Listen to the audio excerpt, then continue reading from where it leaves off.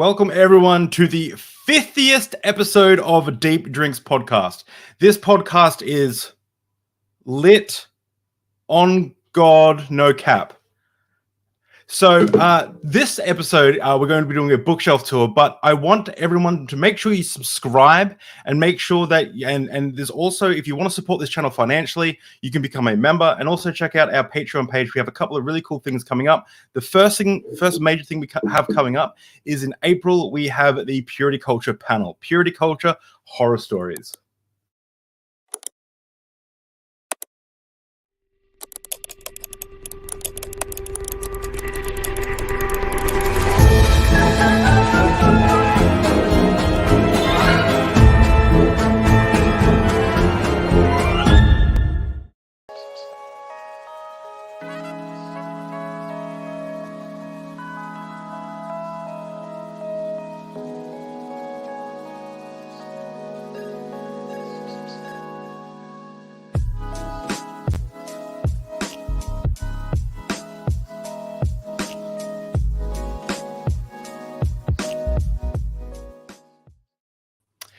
Guys, this is going to be a badass episode. We have two of my favorite people in the world. Everyone knows Neil. He's a badass content creator who makes content about religion, history, mythology, psychedelics, and early Christianity. He goes by Gnostic Informant on YouTube. And Derek, the host of the wildly popular MythVision Podcast, where he interviews experts on religion, mythology, philosophy, and everything in between. Welcome, Derek and Gnostic Informant. Welcome to the show. Dude, we threw this together last minute. I apologize for that. I didn't realize it was going to be the 50th episode of Deep Drinks, and I was like, damn, like we've got here way quicker than I thought we were going to get here. Like we've just been grinding here over in Deep Drinks, and yeah. So thanks guys for coming on. This is going to be an awesome episode. My pleasure. You're doing great, dude. You're crushing it. Dude, you are really, I think you're just now going to start seeing the fruits of your labors. I mean, it's coming. And our goal is to get you full time doing this, man. Well, that's also my goal. So that's great to hear. Thanks for guys. We have this little group chat where we send each other memes and like encourage each other and stuff. And you guys have been such a encouraging force in my life. But today, before we get into it, everyone's just really excited to hear about what our favorite books are in all these different categories. So I want to read out what we've kind of got. So I've asked everyone to bring in their favorite. I'm not going to say favorite because it's really hard to kind of pinpoint that, right? But a good book, a good religious text outside of the Bible, a hidden gem that's a non-popular book and text that everyone should know about. One overview book, so like a book that kind of explains a topic and has a lot of resources. One early church writing, and one book on deconstruction or helping someone deconstruct their faith. Their favorite book in the Bible, that's going to be interesting to hear what everyone's is. A novel, a current favorite, one book that shaped you, and the book that you believe everyone should read. So, but first off, we have a super chat. Best book on Dionysus. Oh, gotta go to the supers, and thank you for the super chat, Yakov. I got the answer to that question. Yeah, you would have a better answer on Dionysus than I would. So the original, if you want to go back to the ancients, Euripides Bacchae is the one. That's the play that was preserved. But in the 5th century of the Common Era, a man named Nonus of Panopolis wrote an even more grand and larger tales called the Dionysica.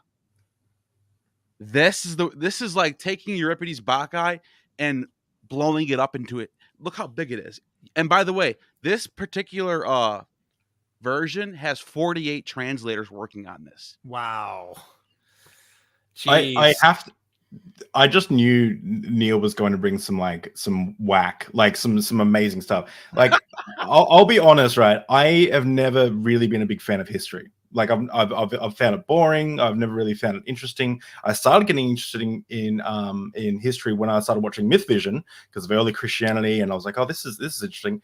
Hated Roman. I had a friend who always talked about Roman history. Got so bored by Roman history until I started watching Gnostic Informant's recent video on I forgot what it was actually called, but I was was texting him so like Neil stopped replying to my text because I was just like, holy crap, this is so good, this is amazing, this is like, and it's really like. So I want to plug out Neil's channel before we go any further.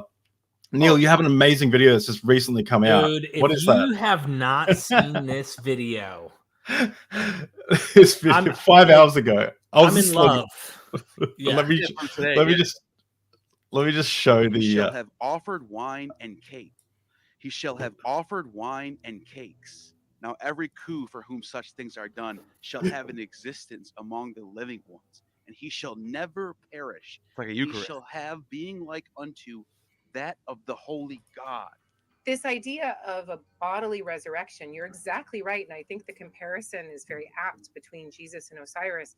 And it's also not just a bodily resurrection, it's a seasonal, yearly resurrection. It goes with the cycles of the seasons. For those people who might be upset, oh, how dare you say that Jesus comes from Osiris?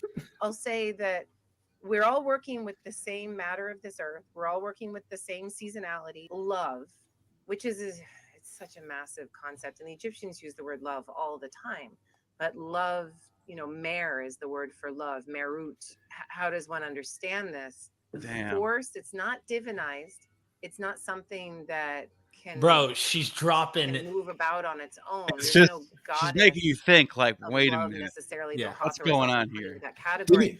Didn't you say that that Ryan was even watching this, Derek? Yes. That your wife does, like, is your wife anything like mine, like where she probably watches like 1/10, like she like doesn't even care about it? Yeah. She doesn't even care about it. And this morning at breakfast, I'm such a nerd. I usually wake up, right? I check all notifications. I try to just at least get my eyes on my emails and go, okay, I know what I need to like look at and stuff. But then I'm like, all right, what's this? And then Neil will sometimes be like, dude, share this out, bro. Share this out. Because I'm all about trying to promote. I'm promoting the community. Yeah. And like Neil will hire me and stuff too. Like we help each other out. Neil will be like, yo, I'm paying you to make a thumbnail, and then Neil will be like, yo, what do you need edited? And all like we work back and forth, right? We help each other out, yeah. So he'll be like, share this out. And sometimes I'll watch his videos and I'm like, that's good, but it doesn't like grab me by the cojones. Okay. Like this morning I'm cooking my eggs and my cheese and I'm slicing my tomato and I'm like, and my wife's like, what the hell are you listening to? Because sometimes she's like, can you lower the volume? I'm not really here. Yes. She's like, what is this? And I'm like, listen, gods are having sex with themselves in their own hand. They're jacking off in the earth and creating other divinities, which then create humanity and stuff. And she's like, if this was taught in school, I would be all over it. Yeah. She even made a comment about Isis where like right at the beginning, early on, Dr. Cooney is like, Osiris, she gathers his body parts. And like my wife related in a weird way. And this was her words. I didn't say it. But she was like, Isis can't find Osiris's penis. This is what Dr. Cooney says, right? So she has to... Oh, this is like, and then all of a sudden she's fabricating a penis to procreate from Osiris. And my wife was like, she's like, I could see myself doing that for you. Like she wanted to hear more of it. Like, cause my wife's a little perv, you know what I mean? Like that's what the Egyptians actually believed too. That when corn would grow during the springtime, that was Osiris having an erection. That's why I said in the private chat, Neil says, my book is longer than your book. And I said, that's what she said. I was joking around in the chat, but we were having a book measuring contest today. See, everything is a euphemism, right? Of something sexual. That's what you start noticing. We're horrible people. Actually, this is the thing.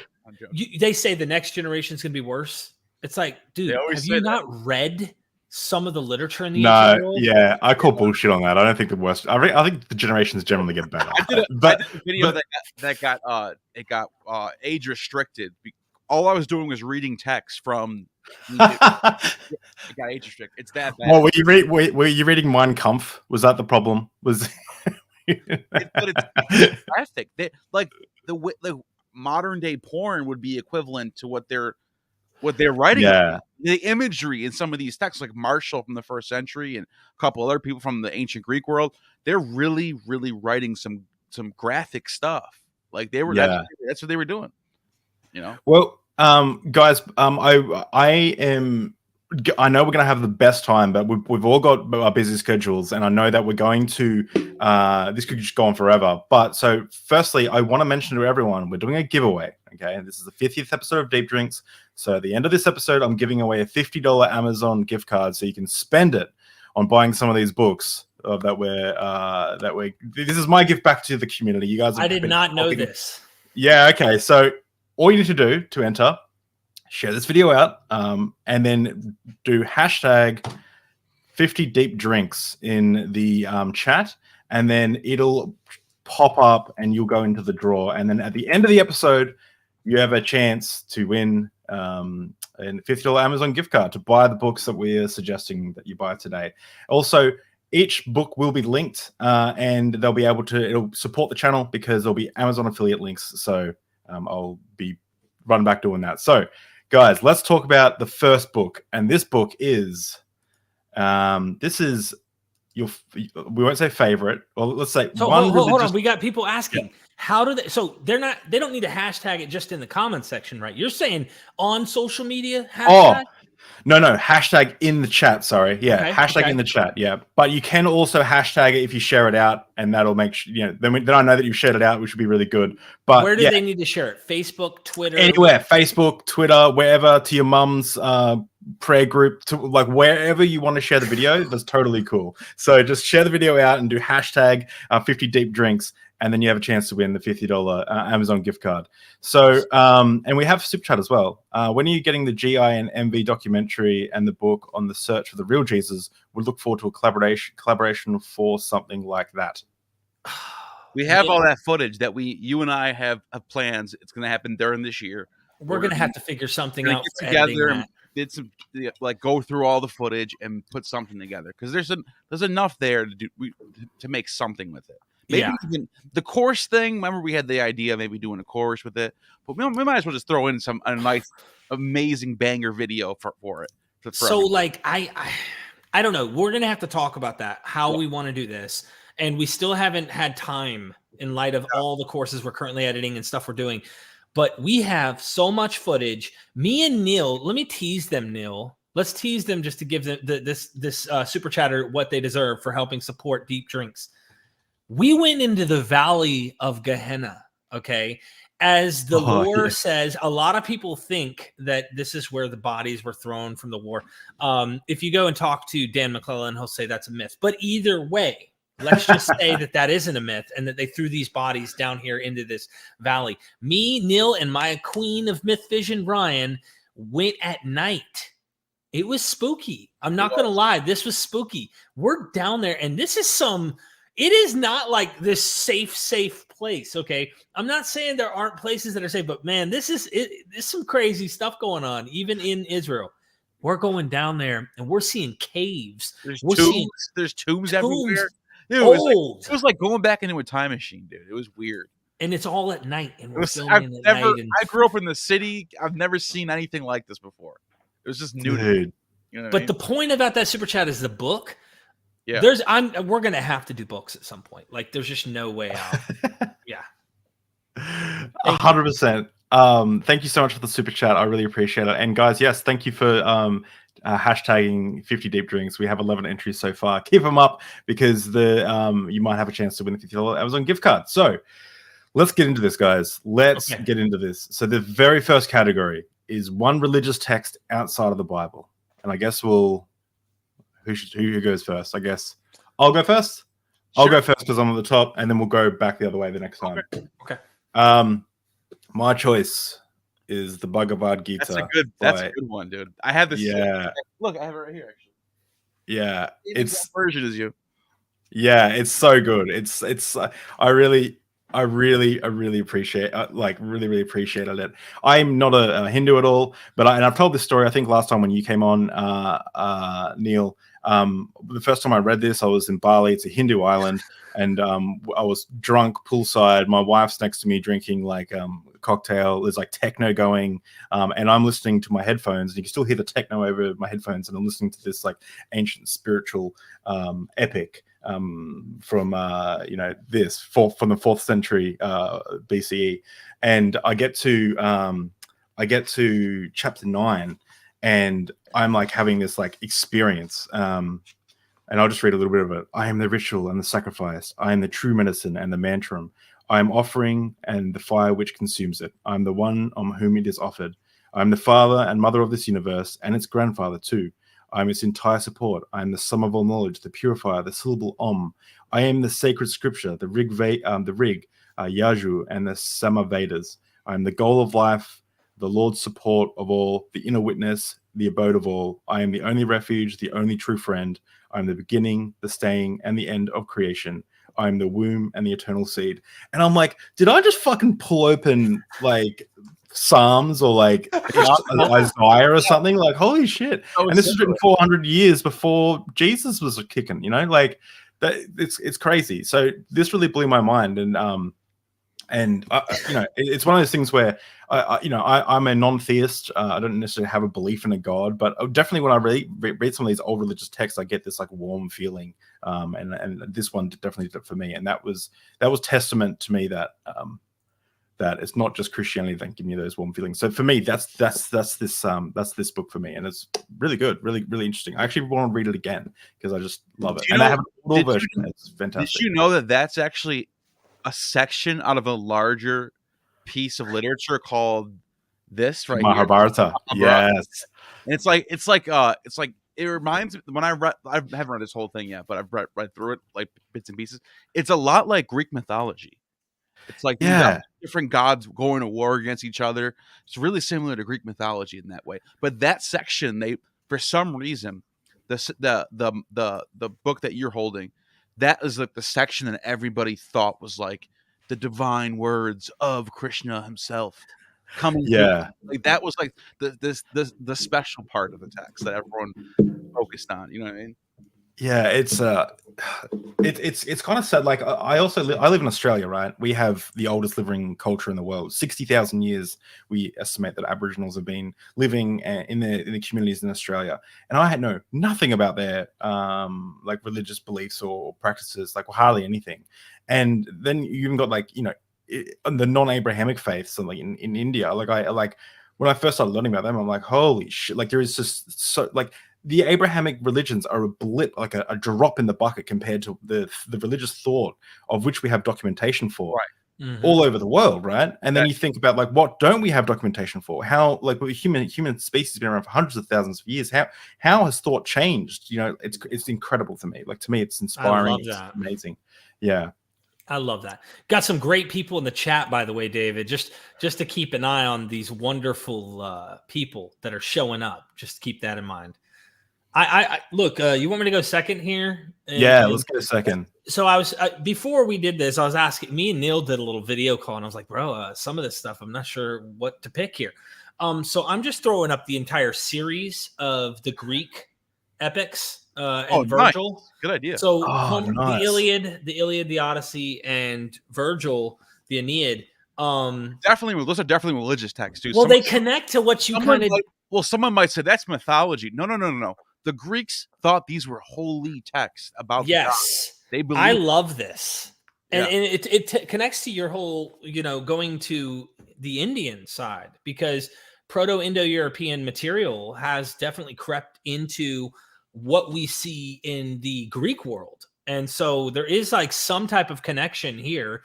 I don't know how much genealogical connection, but I would imagine some way, shape, or form there's an overlap in the material. But for me, I guess right now, what I'm excited about is just throwing it out there. Two things, why I love it and I connect to it, kind of like you get a warm fuzzy feeling, David, is thinking about Odysseus as a warrior king who goes to fight in the Trojan War.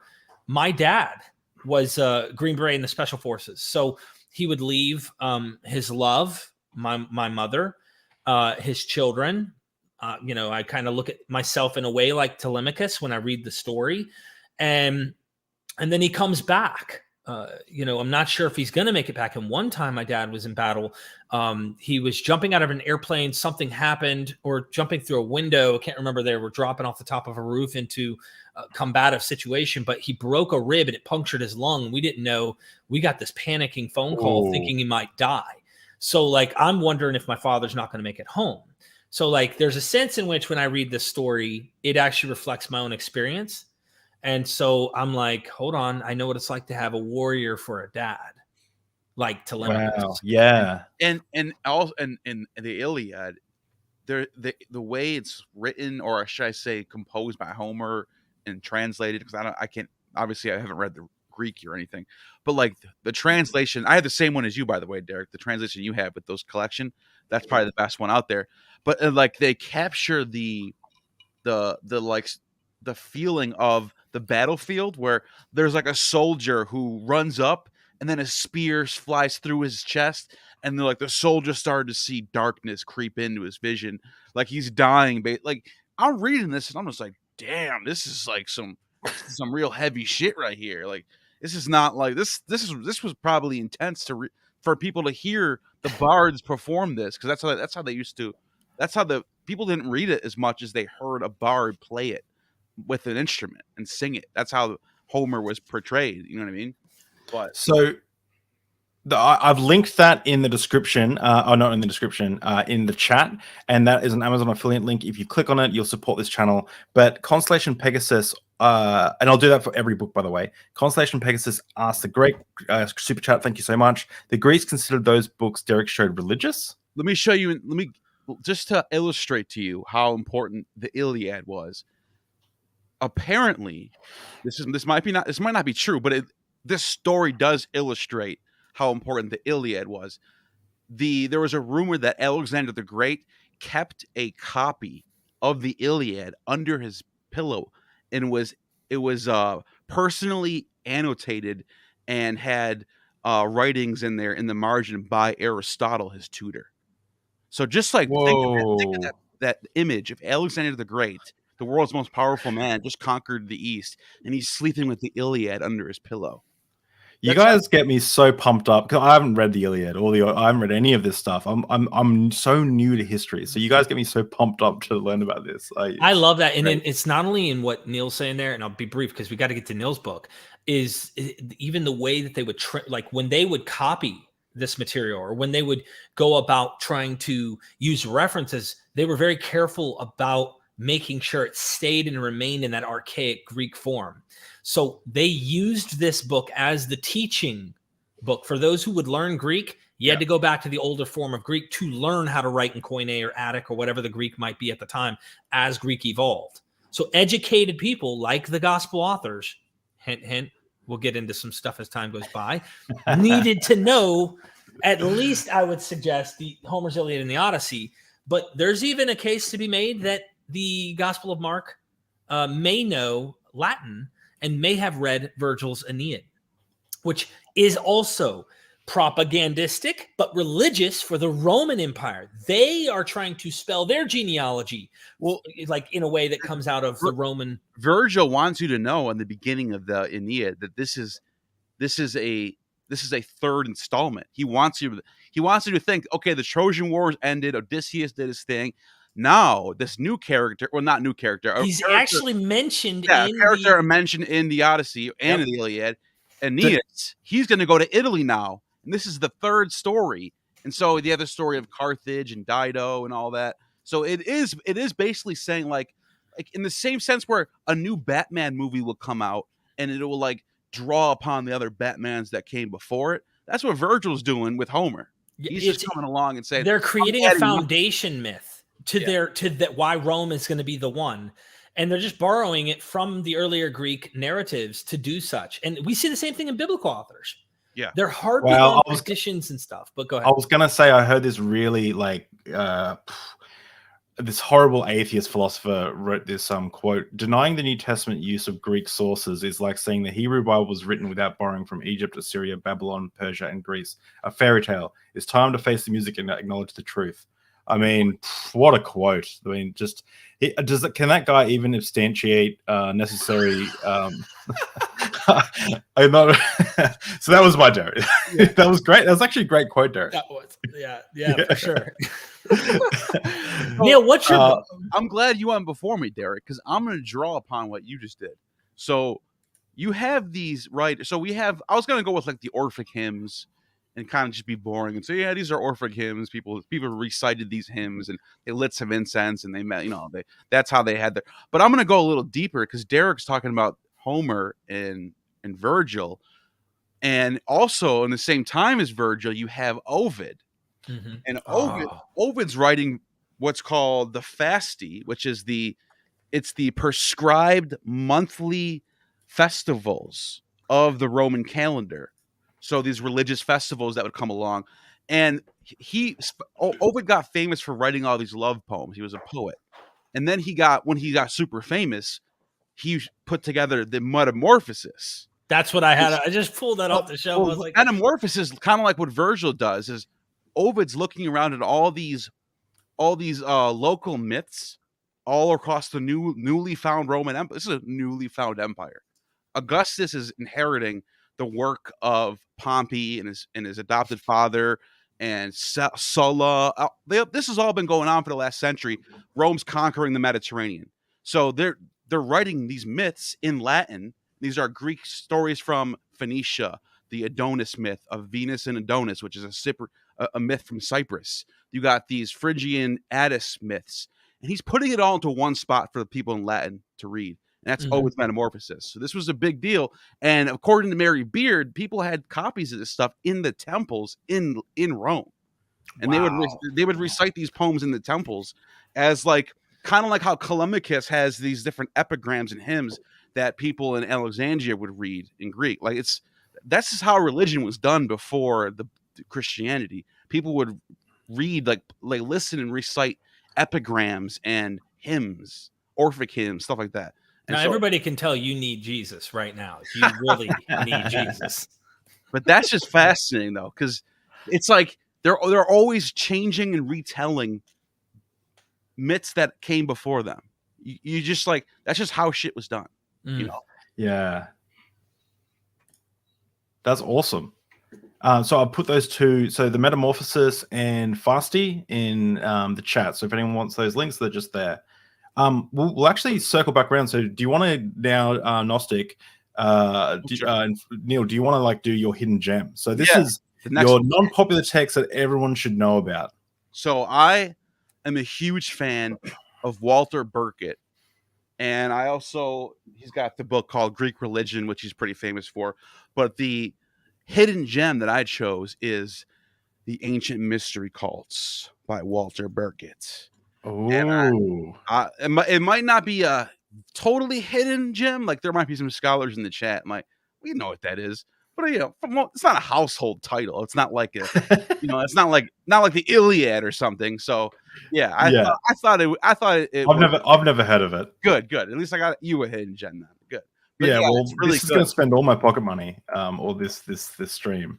It has some images in the of these mosaics and frescoes that are in Pompeii and in Rome and stuff, and as he goes through all the different rituals and different rites of Isis and Serapis and Attis, Mithra, all that goes deep. So is it what is it specifically about? Is it about the ancient mystery cults? Is that seriously? Yeah, the new fad was mystery religions. These were local initiation, centered around initiation. So, for example, the Eucharist or baptism, for example, those are initiation rites. So not everybody agrees that Christianity is a mystery cult per se, but you can define those things in particular as something a mystery religion would do.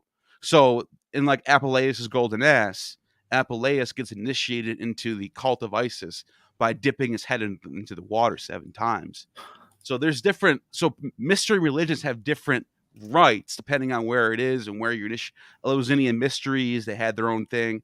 All these different mystery, we call it the mysteries of Attis and Phrygia. Sometimes if you become a eunuch priest and you literally castrate yourself.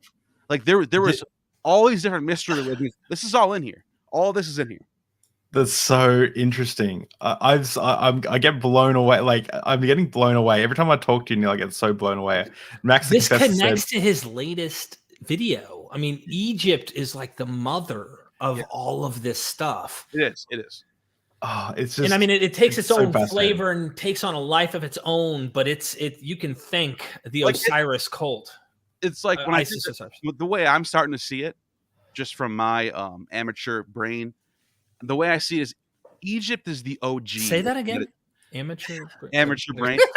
Egypt is the OG on the block. Like the Mediterranean world, they're all doing religion is the thing to do. Religion is culture. Like with the way we look at music and film today, Hollywood, like that's religion. But in the ancient, religion was culture. Culture was religion. But Egypt is like the OG on the block. They've been doing this for 1,000 years. Like they know how to make sure you go to the afterlife. They know all the secrets. Egypt, everyone's looking to Egypt for secret knowledge. Right. Ever since they've been writing stuff down ever since after the Great Flood. That's when that's many years, you know. Yeah. Great global flood. I can't even take you serious. Max, good look out. Good looking. Yeah, go Neil. Thank you, Max, for the super chat.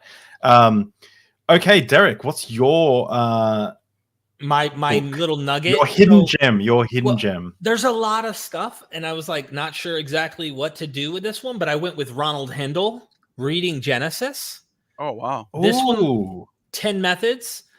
Ronald Hindle is like the guy on Genesis. I mean, there's plenty of guys that are good at this, but I really enjoy his how he writes on this, and he's very detailed. So if you're looking for something on Genesis, 10 Methods, Ronald Hindle, that's where it's at.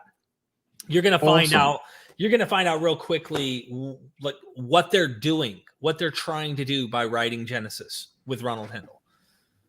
And so I don't want to get too far into it because honestly, people really need to get the book, but it is dealing with the mythology in which they're using, but they're writing against it. So while they're writing against it, you can see how they're absorbing the Babylonian earlier mythology. And actually, somebody's in the chat, the Bible was written backwards. His first video goes into the creation myth in which Genesis is riffing off of. So that guy, I know that guy.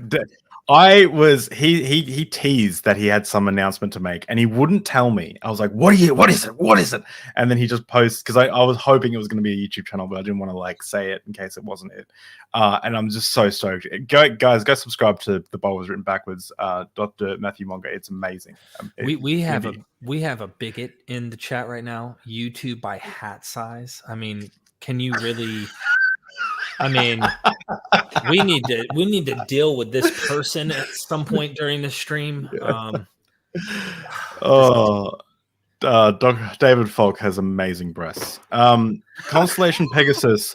I've got a book on Chaldean magic by Francois Lernemont.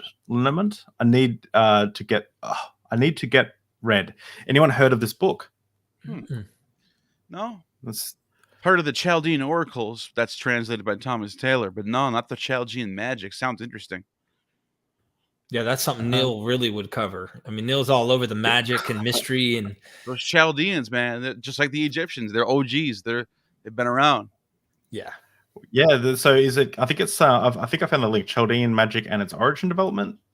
That looks interesting. I'll link that as well. If anyone wants to check out, Constellation Pegasus's book, I'll link that in the chat as well. Okay, where are we up to? We're on you. Oh, we're up to me. Okay, my hidden gem. So I have a bit of a story behind this one. I was in Byron Bay with a family, and we were walking along, and I was in a bookstore, and I was like, just looking at all the different books, and I was like, oh, this is cool. And there's this one tiny little book that was worth $75. And I was like, what the fuck is this book doing at $75? It was a little book. And I was like, what? And his price tag threw me off. It was like hidden. So I like pulled it out. I was like, his price tag threw me off. And I was like, what is this? And I only looked it up because of how expensive it was. And I Googled it. I did some research, and I was like, this is the perfect book for me. And for months, I've been thinking to myself, man, if only I'd love to interview the author one day. It'd be absolutely fantastic. But I don't think it'll ever happen. One night, for some reason, I had a little bit of courage, maybe because we had the panel coming up and I had a bunch of PhDs coming on. It made the channel look like it wasn't just me, screaming into the camera by myself. It looked impressive. So I emailed him, and he said, I'm down. Let's do let's do a whiskey sour. And I'm like, oh my gosh. So this book here, it's called The Thing About Religion by Professor David Morgan. It's got and you can see it's a painting of Circe on the cover. That's nice. Yeah. Nice. And you can see all my little tags in here. It's the introduction to the material study of religion. And to me, it answered so many of my questions about like why we have Oh, you these. lost the page. Yeah, I lost my page. That's all good. I don't even know what was in there for, but it answered so many questions for me. And like it really blew me away. Like it made me might not blow away everyone, but for me, it really blew me away. And David Morgan is actually coming on the channel, so I just want to shameless plug. I've got him coming on the channel. We're drinking whiskey sours, and he's the professor of religious studies with secondary appointment in the Department of Arts, History, and Visual Arts at Duke University.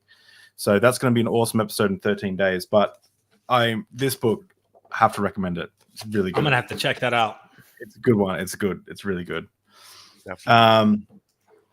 Cool. Oh, awesome. I guess we'll swing back to me. Thanks everyone for your amazing comments. I'm trying to read them in between talking, but thank you so much. Best overview book. So I guess I'll start. So my favorite overview book is The History of Philosophy by A.E.C. Grayling.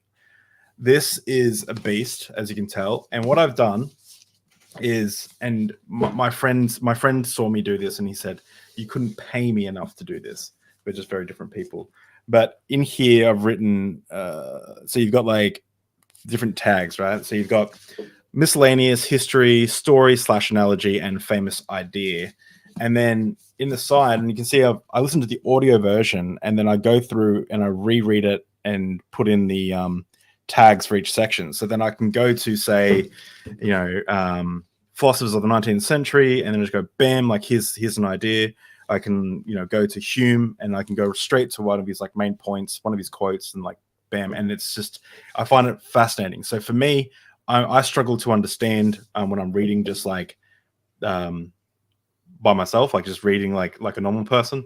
So I like to listen to the audio version, and then I put bookmarks in because that's the best way that I learn. And then I go back through the actual physical book and I reread them with the broader context, and that helps me to learn. And so that's what I've been doing with this one. And it's every time we go away on holidays, I try and bring this one, and then I've got all my bookmarks in the app, and I just like put more stickers in. And Amy is poolside or doing something fun, and I'm just like, right, my book. Yeah. So yeah, that's my overview book on any subject. So that's my one. Okay, Derek, what's yours? Going back my way. Okay, sharing the screen for a second.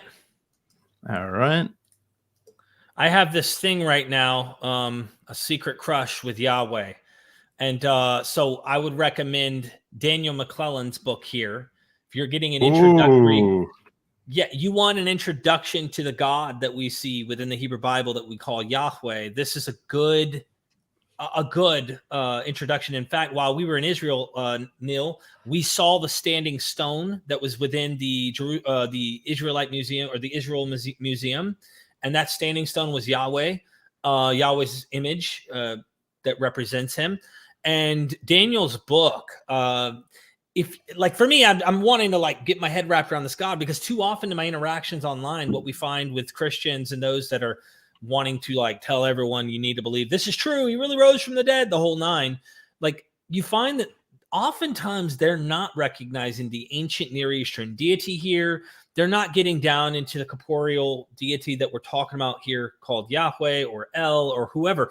And this is such a great introduction.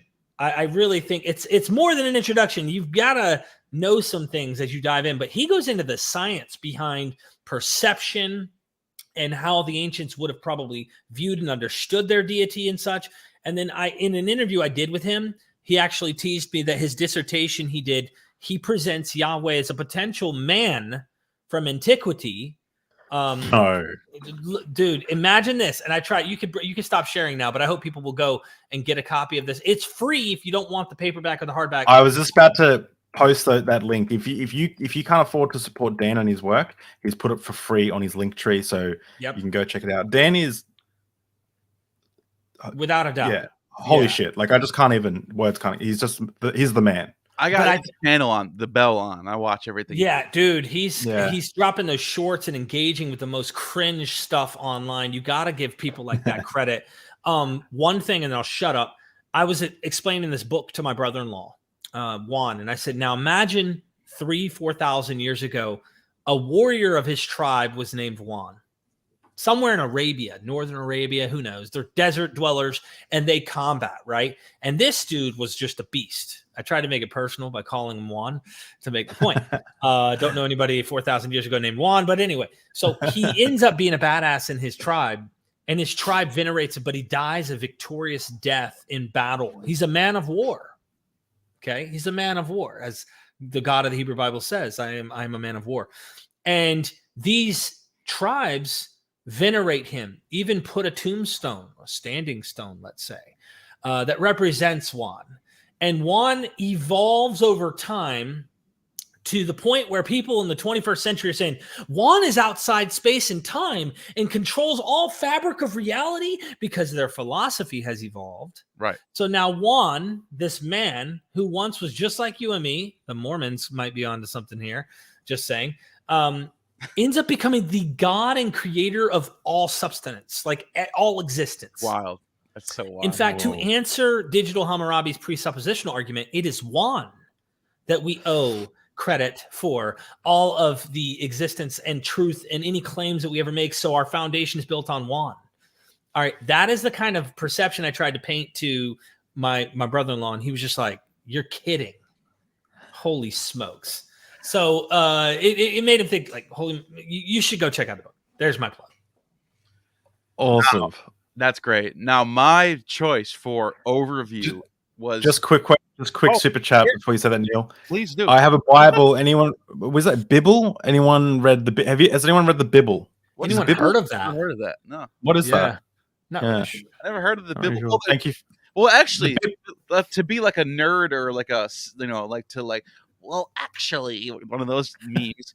There's the bibliothecas that were in the Greek world. You had Diodorus of Siculus, who wrote a bibliotheca about the ancient pagan gods like Dionysus and Diana.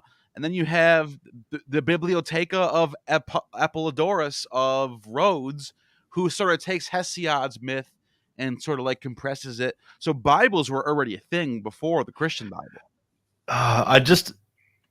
You always have a fascinating answer. That's amazing. Which Bible? That's what I don't. Yeah. I've never heard of a book. Yeah, like I've never. that. Yeah. It just means library, bibliotheca. Yeah. Awesome. Okay, yeah. Neil, what is Hit your that like button? Hit that like button, people. And guys, just a reminder, if you do hashtag 50 what was it? If you do hashtag 50 deep drinks. Yeah, that's it. You go in the chance to win a $50 Amazon gift card. My thanks to you for tuning in and super chatting and helping this channel grow. And make sure you share and do hashtag 50 deep drinks for a chance to win a $50 Amazon gift card so you can buy some of these amazing books. Neil, what is your book? Mary Beard's Religions of Rome. Hands down. I didn't even have to think about this. She's a beast. Well, it was going to be between Alexander to Actium. That was another one. That's a big chunky book about the world, the Mediterranean world between Alexander the Great and up until the time of Augustus.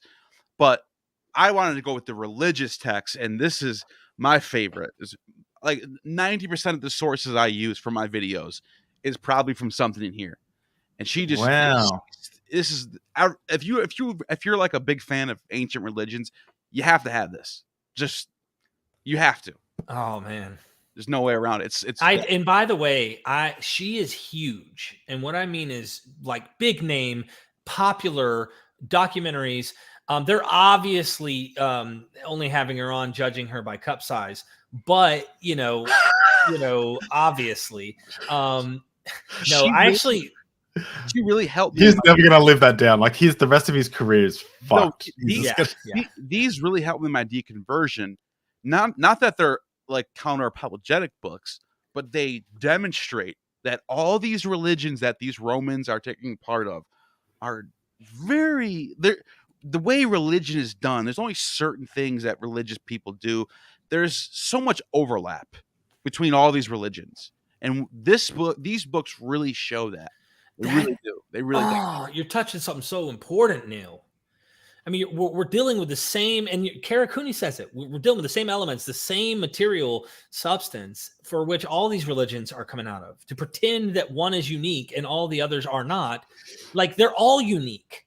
If you want to be, if you want to be the glass half full and act like one special, they're all special. Yeah. Like, or they're all not. Okay. So however you want to look at it, but not one over all of the others. Right. So there's like, one might get favored by certain groups and whatever. It might adapt and change better. It might have something better about it in a political situation, whatever. But like, I love what Mary Beard does there as you're describing. And I emailed her and I told you I was going to try and get her for the show so you and me, Neil, could interview her. Yeah. She's too big. She's too big. She told me, she's like, yeah. I don't do interviews anymore. Yeah. She's like a documentary scholar. Like, this is big TV and good for her. Maybe good one day. I'm not going to give up on it one day. Hey, boys, let's documentary. Are you kidding me? Like, I've got we've got backgrounds and we can do this. Let's make a documentary. Why don't we make a documentary? Right? It's just I can actually bring something. I can bring something to the table with that. At least I can bring in the editing, the post production, the production. Like, that's my expertise. Good. Yeah. We got a lot of scholars that we can do little snippets of, like get their takes, get their like cut to them, talking about their thing that they have their PhD on, and like you can put together a nice piece with a I think so too. Absolutely. So what, Neil's getting the next book? Neil. Okay. So the next one is this is early church writing, right? This one, no doubt, is my favorite. And you're Eusebius. Let me guess, Eusebius. No. I was thinking about going with Eusebius, with the not the church history book, but the leading up to the preparation for the gospel, because it's so deep in what Eusebius thinks of Christianity. But I actually went with this Hippolytus, Refutation of All. And this, where have I heard that from before? I brought it up in the last time I went live with you. Actually. Oh yeah. In this text, Hippolytus is refuting all the Christian heresies of all these, Nacenes and Carpocratians and Simonians and all these different Sethians, Valentinians, and he's describing them all, and he's trying to refute them. But I can't help it. The more he talks about them, the more I like them. So he actually backfired on this guy. He's trying to refute these Christians, but he's making me like them the more I read about them. That's why this is such a good book. Damn. He's refuting all the heresies, but really he's making someone like me. Maybe people back then thought he was, maybe they thought his arguments were convincing. But I'm like, who are these Christians? They seem pretty cool. Why can't we have Christians like that today? Right. That's an interesting. Yeah, I didn't think about that for early church writing. I almost was thinking of the contra Celsus or Celsus, in what he says, but that's not an early church writing. That's kind of a refutation against them, unless you're going with the church father himself. For me, this is going to sound weird the way I'm painting this, because I almost went with Papias because I love his exaggerated narratives about Judas's death. He bloated to the size of a wagon. His eye sockets had pus coming out of them. He had a semen coming out of his junk. I mean, like it's vivid, right? And he preferred oral tradition over like writing. And so he liked when people told stories. For me, this is a different way in which I'm trying to get into the early church fathers. This is Resurrection and Reception in Early Christianity by Richard C. Miller that I just recently read. Let me just tell you why this goes to the church fathers. It's not an early church father writing, but he highlights Justin Martyr's apology. Right. So he wants to show in this book, and I think it's solid, and I'll paint a little apologetic as to why I think this is good here, okay? He points out that Justin Martyr in his apology compares the Jesus movement, the Christ cult, to the Sons of Zeus cults. Yeah. And he says, we believe in the Greek nothing different than what you are teaching and believing about your sons of Zeus. And then and he even gets into the whole how Mercury is called the Logos. Like if you keep going, and Justin Martyr's passage, he gets into like, what do you guys talk about Mercury? He's like the Logos? We have Jesus. Why are you making fun of us? Well, what is very interesting about that Justin Martyr, and I could have just said the apology by Justin Martyr, but the problem is it goes all over the place. And this actually is highlighting something significant to the Greek world. And he's saying, if you notice in there, in the list that he gives of Asclepius and Dionysus and Zeus and all of this stuff, he points out, and Hercules, he points out that there's eyewitnesses. Justin Martyr says, you know how you guys have eyewitnesses for the Caesars having apotheosis and becoming gods? Well, we have the same thing. And so the whole point of this book is to show you all the way from Justin Martyr, early church fathers, back into the New Testament literature. You're dealing with a topos of legend and mythology. They're making it up. The ascension narrative of Jesus is similar to Romulus. The empty tomb is the missing body trope. And chapter 2 in this, he goes through hundreds of missing bodies in the Greek world, and all of their narratives signify, they became a god. So when a person's body is going missing, that meant they became a god. So resurrection. Whoa, that's super interesting. Yeah, because it's if you were looking at genre. Okay, and you were looking at whatever, music, whatever, and this song sounds similar to some heavy metal song that you like, Tool, okay? You hear someone and their rock sounds similar to the band Tool. Yeah. Okay. And then someone comes along and tries to tell you, like, no, this is hip hop. It sounds, it looks, even the lyrics, like all of this sounds similar. This is what you brought up with Michael Jones, right? When you had it's the same. Walks like a duck, talks like a duck. The trope is legendary. It's mythological. It's within the trope and the bigger scheme of the Greco-Roman world. The impact on Christians was far greater from the Roman Empire and from the Mediterranean world than the Christians were to them. It wasn't until 3-4 centuries later that Christianity even becomes really influential in any respectable way. Yeah. So pretending that they had like they are the ones making the impact. That's like saying that Sargon's birth narrative copied Moses, when we know the Assyrians and the Babylonians conquered and ruled this small minority people. Right. No, the reason Moses was found in a basket in a river is because they were ruled by people who had a king who literally in their narratives had been in a basket and whatnot. So it is so obvious the direction of influence. There's also in Romulus and Remus get put in a basket. There's like a basket trope on all these different myths. Romulus and Remus had the same thing, you know. Dr. Josh Digital Hammurabi, he talked about that when he came on Deep Drink's first time, like that the story of like I'm gonna screw this up, but essentially the Epic of Gilgamesh is like this narrative of like, you know, moving towards civilization, right? And then you've got and then the Abrahamic religion is all about moving away from. Is that in there as well? That's that one I already showed you. Ronald Hindle goes over that within his work to point out that fantastic stuff. The whole point of the polemic is the difference is what matters sometimes. It's like they're responding to something that they're trying to flip. It's not like actual history. It's like a this is our story, you know, like it's different. Just before I talk about my book, I wanted to ChatGPT asked, is there any good recommendations for gay relationships in the ancient world? I do want to just shout this book out. It's called Christianity, Social Tolerance, and Homosexuality. It's by John Boswell. It is apparently, like, I looked at all the reviews for this. He's very scholarly, but a lot of gay Christians have read that and then, you know, found themselves a lot more comfortable with their sexual identity. But I'm only just a little bit of the way through this, but I've heard really good reviews about it. Okay. So I've linked there. Do you guys have any resources for?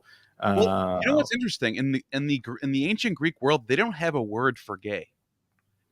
Just love. It's just two men or two women.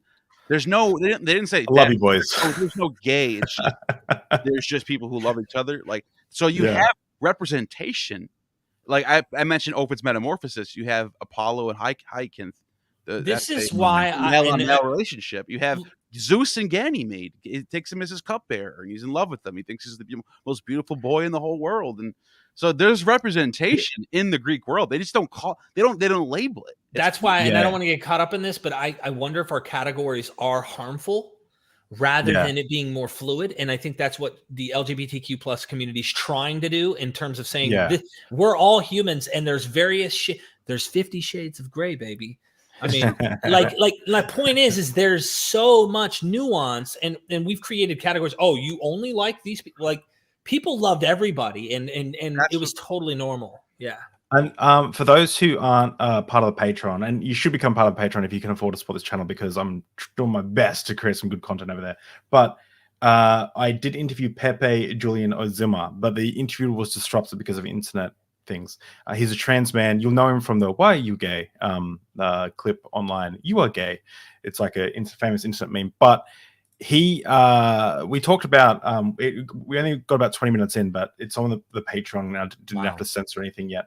So Uganda's creating a new bill at the moment where if you're gay, you can so currently it's illegal to be gay, like to practice homosexuality, but now they're trying to extend it so that if Pepe's a trans man, and if you just appear to be transgender, or you don't conform to binary rules, you can go to prison for up to 10 years. So he's been arrested a bunch of times. He's an LGBT activist. We had to hide a lot of his stuff and censor things anyway. But the part of the interview is there. But the reason I bring this up is because Uganda used to have tribes with third gender. They had a famously bisexual king who he did rape his servants, but he raped men and women. So hey, equality, right? But not a good dude. But he was famously and openly bisexual.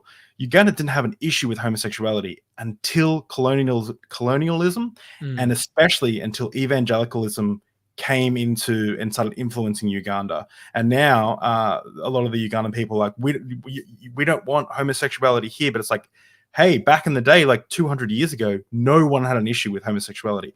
There were third genders in certain tribes and stuff like that. So it's wild. When I was doing the research on that, the politicalization, if you will, of this, and so Constellation Pegasus says, I'm tired of this LGBT gay stuff popping up. I hope that you stop getting tired of it. This is my honest, I love seeing Constellation in the chat and super chats, but if you're not recognizing the kind of harm, if it's a trigger to even be bringing this up, then I wonder if there is a bit of something inside of you that makes you not like this, politically speaking, or something.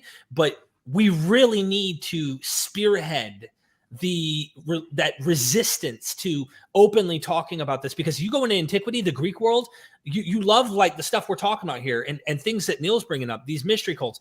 All of these people practiced this stuff very openly, and it is not socially normal.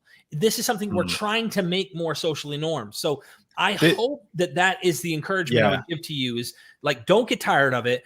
Yeah, get for used so to long, it. people had to hide who they really are because of how they were treated, or how it was a taboo because of evangelical fundamentalism running American culture for so long. Yeah, and it's like now people are finally allowed to be who they are, but there still is that leftover group that still exists, and it's a huge problem still.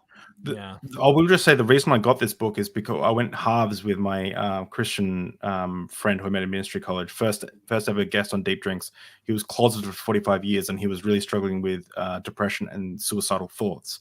And it was because he just thought that he had nothing after his parents would pass away. He's like, what do I have to live for? And I was like, you can get into a relationship and have a loving, happy life. And that's why we got this book. So that's part of the reason why I try to be the best ally that I can be for the LGBT folks, because I know that so many people are suffering for no good fucking reason. Stephanie, thank you for the super chat. Stephanie Jordan, good sources for apocrypha text. Oh yeah. You are the man with that. This is part of one of the questions for later on, but I'm not sincere asking for it. This is my go-to. The James Charlesworth pseudepigrapha Old Testament text right here. It's got everything. Everything's in here. It's Old Testament, but Right. there is a lot of Christian era texts too. So there's like the Jewish Orphic stuff. There's the pseudo Philo stuff.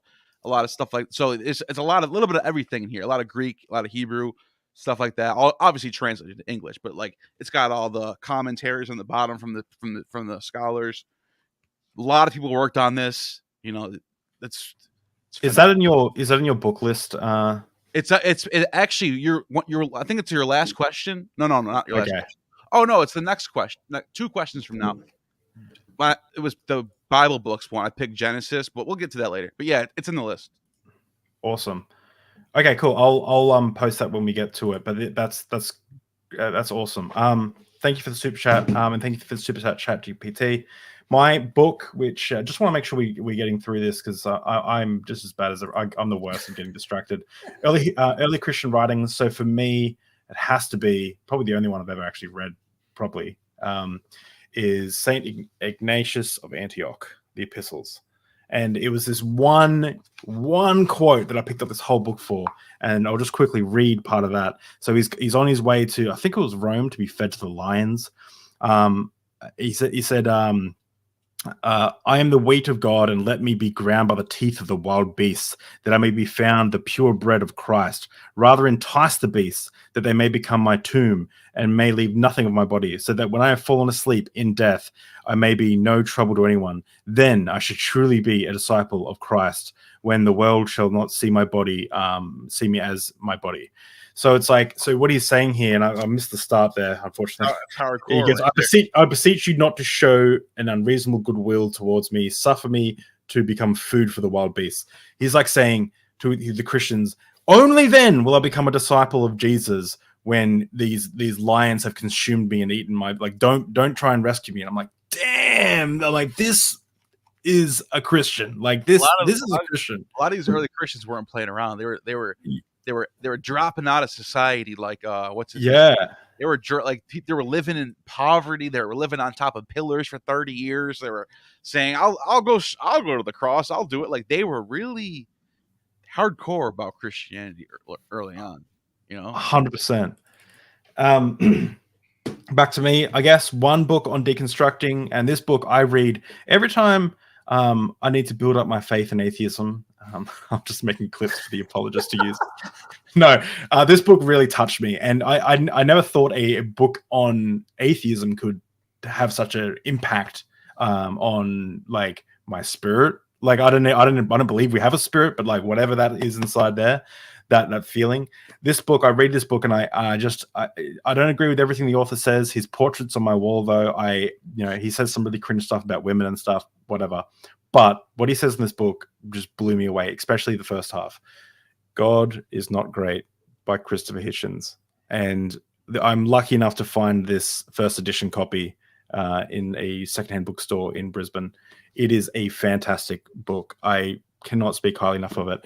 And the audio is available on YouTube for free, read by Christopher Hitchens with beautiful piano music in between. I'll post a link. It's amazing. It's really good. Wow. For me, that's my book. Nice. Mine, no doubt. Oh yeah. Atheist Handbook in the Old Testament. Okay. So I was gonna go with that one, but then I heard Derek say he's gonna do it. So that's just so you know, Yeah. this was my choice as well. But I switched it just so we didn't have the same one.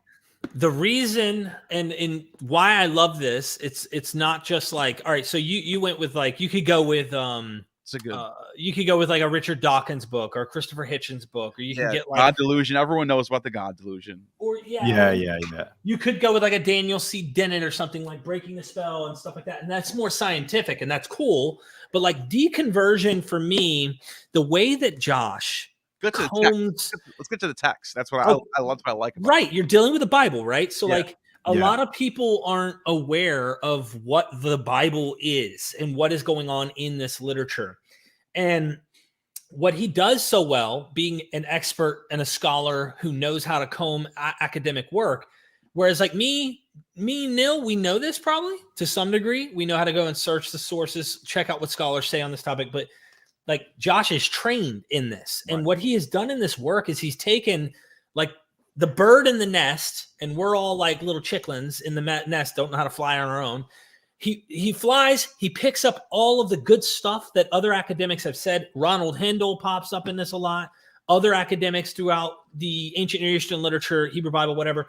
And then he brings it back, digests it, and then kind of helps you to understand what they're saying, to show you how what apologists are saying, what people who are around here trying to say this literally happened are saying isn't the case. Archaeologically, literary wise, shows you the myths in which they come from, how this is made. So without a doubt, the audio version, of course, is there. You've got it in paperback, and I might as well tease some people. I'm going to be using, I'm going right here to the chapter. I'm doing a Genesis series soon, and it's actually going to be a scripted Genesis series. So anyone who's here, you got the inside scoop, front row seat here. I'm doing a scripted Genesis series that Josh sent me, where we're going to actually go into Genesis and show you, what's going on. And I hope to put like really good visuals up and make it nice and sexy. I asked Josh, I paid for a signed copy of this book because I agree with you. I feel like if I would have found this book first, I feel like The God Is Not Great for Me is like, it's where it landed for me in my deconstruction process. I feel like if I read this, it'd be the same. But I asked him, I said, you need to write something sassy when you sign it. And Megan and him's both sign it, which I ask all authors to do. So he goes, David, I have a freestyle rap for you. Tang gang, do the thing. Dave McDonald is a bitch. Pretty good, right? Love you, man. Josh. And that's in reference to this time that Jenna made up a rumor and I did a rap on Tang, which was horrible. And I called Heathen Queen a bitch. And then Megan wrote, and this was the most insulting thing I've ever seen, which was, you're an okay bloke for a Kiwi, Megan. And I thought legitimately that she thought I was from New Zealand, and that's so offensive to an Australian, and vice versa. And I was like, Megan, I texted her, I was like, Megan, I'm Australian. She's like, I know. And I was like, oh, you conniving? That is the bet. That is the most. That's not even in like that. That hurts me. And I was like, so fantastic, Megan. Yeah, 100%. Awesome. Great book. Neil? My turn. Okay, so obviously I had to switch mine up from Derek's because we had the same choice, and then I was just gonna go with the easy. Everyone knows Richard Dawkins' God Delusion. I was like, well, everyone knows that. I'm not recommending anything anyone doesn't know. This is just standard deconversion text that people know about. So I went back to the sources like I do. I go back to the primary sources, and I went with arguments of Celsus, Porphyry, and the Emperor Julian against the Christians. You would. And it is so good. And what it does is it highlights that before Christianity became the Church of Rome and became, all of the standard religion of all Europe and base, before that happened, there were people who were arguing and making their cases against Christianity, and they were making the same arguments that you hear today from me and Derek, and they were going at Christianity. They were throwing everything at it, and they were really making good art. And Celsus is the best out of these, I think. Like he's like, wait a minute, you're telling me that this guy resurrected from the dead, nobody saw him, and he just went to this one girl, and then she told everybody, and we're supposed to believe that?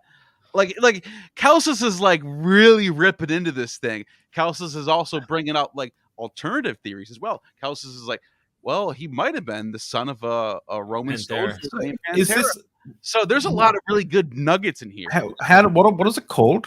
Celsus. Get this one. So you can get Celsus separately. You can get Porphyry separately, or the Emperor Julian. Arguments of Celsus. This has everything all into one. It's Scholar Select version, and so it's all in one spot. You get all of your early sources of people arguing against Christianity, and it's good stuff, dude. You can get it used right now. Julian the Emperor was like, what are you guys, you Alexandrians, you have the greatest gods, Serapis, you have Isis, you don't need Christianity. What's wrong with Christianity? Like, it's really, it's good. It's a good read. Awesome. Okay, back to me I again? think you go again, and we are up to your favorite book in the Bible. So this will just be an easy one. So I picked Genesis. And the Oh reason my- why I did too. but as far as like recommending things, the Old Testament Pseudepigrapha text for Okay. all of like this is you got your Jubilee, you got your Jasher, you got all these different they're basically like Genesis, but the different tellings of Genesis, and you have all that stuff in here. So, but Genesis is my pick. But you know what? It's so rich in sources. It's drawing from all these different Mesopotamian, Egyptian stuff. It's the first story. You got your creation. You got your Tower of Babel. It's the best story, I think. Yeah, I'm with you. And I think also it's easy to show anyone who's really willing and open-minded to look at tearing down inerrancy and problems of like doublets and triplets. There's like repetitive narratives that kind of like, well, hold on, what? This, the wife of Abraham sleeping with Pharaoh, for example, like happens twice, and then it happens to Isaac and his wife. And it's like did that really happen? Like, it's easy to show that this probably didn't actually happen. Well, there's a website that you can go to called Answers in Genesis, and they'll explain how it happened. Yeah, if you... But it's also, it's not only that I think we appreciate it. Me and Neil both picked it as a favorite book in the Bible. Look at how often it is used and reused. Enoch literally is rewriting it and makes the figure. Notice it isn't Moses. They don't want to harp on Moses. They want Enoch, the one who walked with God and was not. An entire Jewish movement, we would say a complete category of their own Judaism, is literally stemming out of the book of Genesis. Look at Jubilees, a rewrite of Genesis. So there's so much, even with Paul, he wants to talk about Genesis. He goes back to Adam. They're all riffing off this book because this book is so important. I just don't see Deuteronomy being like this whole, everybody's so excited about Deuteronomy's law codes and stuff. Like, no, screw that book, anyway. That's awesome. Well, mine isn't as interesting as that. Mine is 1 John. For some reason, I've just always loved this book. I've got the Bible that I use through ministry college. You can see my beautiful notes at the front here, writing stuff. But I just love how poetic it is. This is the message that we have heard from the beginning, him, and declare to you: God is light; in Him there is no darkness at all. If we claim to have fellowship with Him, yet walk in the darkness, we lie and do not live by the truth. But if we walk in the light as He's in the light, we have fellowship with one another, and the blood of Jesus, His Son, purifies us from all sin. I don't know. To me, that's even though I don't believe it, beautiful. Like, it's in the ethos around that is really cool. I really like 1 John. So that's my pick. Okay, nice. Lame. Good. And well, back to me again. Snake round. Cringe. And there's no links for that. Everyone knows where to get a Bible. But my book, my favorite novel. So this is the novel, and this almost fell into the book that shaped you, which is coming up. But Haruki Murakami, Norwegian Wood. It's a Japanese author. He deals in like magical realism and stuff like that. This book doesn't have any magical realism. It's about teen angst, suicide, sex, relationships, depression, anxiety. This book, just something about this book just fucking hits you. Like, the way it's written, amazing. This book got me back onto novels. Like, this book, I realize you can get so much real world value from novels. So yeah, that's my recommendation. Norwegian Wood by Haruki Murakami. He's a pervert. If anyone reads Kafka on the Shore, there's a little bit of erotica in there, a little bit of incest, a little bit of rape. It's pretty brutal. So I've been suggesting that book to everyone. But only since I've reread it did I realize how much erotica is in it. So, but anyway, Murakami is fantastic, and this book is fantastic as well. The dude gets up every day. He's like 70 or something. I don't know how he's old. He goes for a 12K run, and then he writes for like 6 hours a day. He gets up at like 4 a.m., writes for 4 hours, goes for a 12K run, comes back, does some more writing. He's just like obsessed with writing. So yeah, really, really cool dude. Haruki Murakami, Norwegian Wood. Mine is the works of Lucian of Samosata. Yeah. So much more Scully than mine. Look, in this, I mean, this is the full, like, tons and tons of the works. I mean, this is big. To write that in the ancient world, you had to be an OG, okay? And this was an OG. And the thing about Lucian and his works is the true story. He has a section, the true history, the true story. Yeah. And really, it's the whole, even the name of the book is a joke. He's trying to tell you this is true history, but it's not. It's all BS. And like, he makes fun of Christians. He makes fun of everyone, not just Christians, any and every little supernatural claim. Like, in the way he does it, today we may have to our culture like ways where it's funny to us. But if we try to put ourselves in the shoes of the ancients, he's ahead of his time. Yeah. He's making comedy of people like, for example, in the Odyssey or the Iliad, one of the figures dies. I can't remember. It's the warrior who comes back, whose wife cuts his head off. I can't remember the name of him. He's in Hades. Odysseus comes. Achilles. No, not Achilles. He's beheaded. This guy's Diomedes, I think it is. Nope. It's a different guy. But that's actually something that we'll get into probably at least in passing in the coming book. But he needs to. Oh no! It's Tantalus. Oh, Tantalus is dying. So this isn't the Odyssey. This is in the Greek world, though. And he's reaching for. He wants to reach the food, but it's always out of his reach, and he can never get the water, even though it's right up to his lips. He can never just quench his thirst. Oh, and they're like, so why are you needing this food anyway? You're like a bodiless phantom. Well, that's my punishment. And they're like, but like. The water and food never is going to enter you anyways. So like, why are you don't need it. You're not a physical human like us. So he's joking on them. Like in a way, he's kind of scientific, like mocking to go like, dude, you don't have a body. Why do you need food?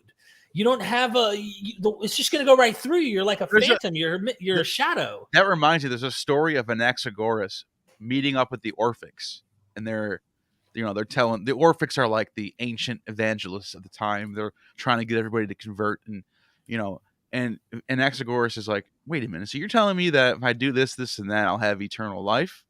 And they're like, yeah. He's like, so why don't you just kill yourself and go to your eternal heaven? Right, that's right. And it was just like, whoa, this dude was like a skeptic before anybody even, you know what I mean? That's what Lucian is. And he does funny things where there's a mockery of the Jesus story where Jesus walks on water. And he has a moment where the people come out of the water finally, and they realize that the group had cork shoes. So that the reason they floated is because their shoes were made of cork.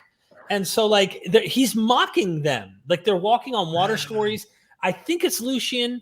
Nope. It's a different author who also jabs at the Christians and says like, you called this this is not a sea of Galilee. You guys made that up. It was never called a sea before you guys came on the scene, but Lucian. Isn't this the first image of Jesus ever? It was this one, right? It's like Jesus. Yeah. Well, that's the oldest, not the first one, but it's the oldest that we have. Yeah, and it's like Jesus with a donkey head. It's like it's called the Alexomanus graffiti, and it says Alexomanus worships his God in Latin, and he's making fun of the Christians. Yeah. Wow, crazy. So is it mine? Is it my turn? So mine. Basically, I picked the Alexander Romance, but this is where you should get, if you're gonna, instead of buying the Oxford translation, you might as well just get this. It's Collected Ancient Greek Novels, B.P. Reardon. It's got the Alexander Greek Romance. It also has a bunch of Lucian stuff in here too. It has Apuleius's Golden Ass. It has Is that by B.P. Reardon? Lucian's True, yes. Lucian's True Story. It has Longis's Daphnis and Chloe. It's got all these ancient Greek novels, and it also contains the Greek Alexander Romance in here. So you might as well just get this if you're going to get the Alexander Greek Romance, because you just have all these other extra books with it. So this is my pick right here for novels. Awesome. Cool. And then it goes back to me again. I keep forgetting about that. Yep. No, yeah. So now we are up to our current favorite. Yeah. My current favorite. This is the one that I keep pulling back up when I'm reading before I go to sleep a lot. Current favorite book. Diogenes Laertius, The Lives of the Eminent Philosophers. Ooh. This is a text about the ancient. It's like stories about these ancient Greek pre-Socratics, Solon the lawgiver, Pythagoras, Socrates, Epicurus, and he's just going from time period to time period. Wow. From like 600 BC up until the 3rd century BCE, and he's writing about other people, and he's putting it all in one spot. And this is a really good text, by the way. So this is my current favorite. I know I'll be getting that one. Like that's going to spend my pocket And money. the reason why it's so interesting, he's telling stories about these ancient philosophers, and a lot of the stories are miracle stories. For example, in the story of Pythagoras, apparently Pythagoras had the power to play music that can heal people, and he can also speak the language of the animals. He can talk to like cows and donkeys and birds, and he was magical, basically. Like a lot of, it's not just him. It's like Epicurus, who's a rationalist. Even he's doing miracles. Like what? Right. We're all just doing miracles, I guess. So it just shows the way that people told stories about other people usually were legends, and this is no different. I love it. Guys, I just want to shout out to make sure you do hashtag 50 deep drinks in the chat for your chance to win a $50 Amazon gift card so you can purchase these amazing books. And if you use the links that I've been posting in chat, and I will eventually update them in the description, you will help support this channel because they're Amazon affiliate links. So thank you very much. And share this out on social media. Yeah, share it out. Share. And tag me. I'll make sure to send you an emoji if you share a fun emoji. Okay, so God, my favorite right now book, and this changes, right? Literally monthly, this changes because I'm going into a new scholar. I'm diving into a new subject. Well, right now I'm editing this course I just finished yesterday with Dennis R. MacDonald. Dennis R. MacDonald's latest, greatest book, Synopsis of Epic Tragedy and the Gospels. It is not like any normal book. It's not like you read it from beginning to end. It is a tool book, and it has everything almost that he has ever published that is valuable in comparing New Testament literature with Greek literature and Hebrew Bible, the whole nine. But he does something no one else does. Really capitalizes in showing you what's going on in the Greek world. And so I want to read this the first time. I think I deserve it because, we would never get off the show if we read from every book that we had. But in this book, I really do want to read. And the way I want to do this, though, is I want to share my screen. And I'm actually going to let everybody see what I'm looking at here because this is actually the template I used to edit the course with. And so it is, for those who aren't able to read through this 500-600 page book, this is, you're seeing the book here, but the book's only like $30 on Amazon, and it is well worth all of it. Well worth every penny. There is a section in the upcoming course that I'm going to be selling when it's fully up and ready. It is lecture number 6. Jesus and Odysseus confront savages who live in caves. And I want to scroll down here to this box. Okay. To give you a little recap, just so I'm teasing you, you see the art here. That's a Cyclops on this face. The one-eyed Cyclops. I can't remember. Polyphemus is the name. Homer's Polyphemus, right? So this is the Cyclops, and Odysseus and his crew are the guys on the left who are like ramming it into his eye to blind him. Well, the stories are very similar to what you find in the Gospels. Going here, Cyclops, here, drink wine after you have eaten human flesh, because he's a cannibal.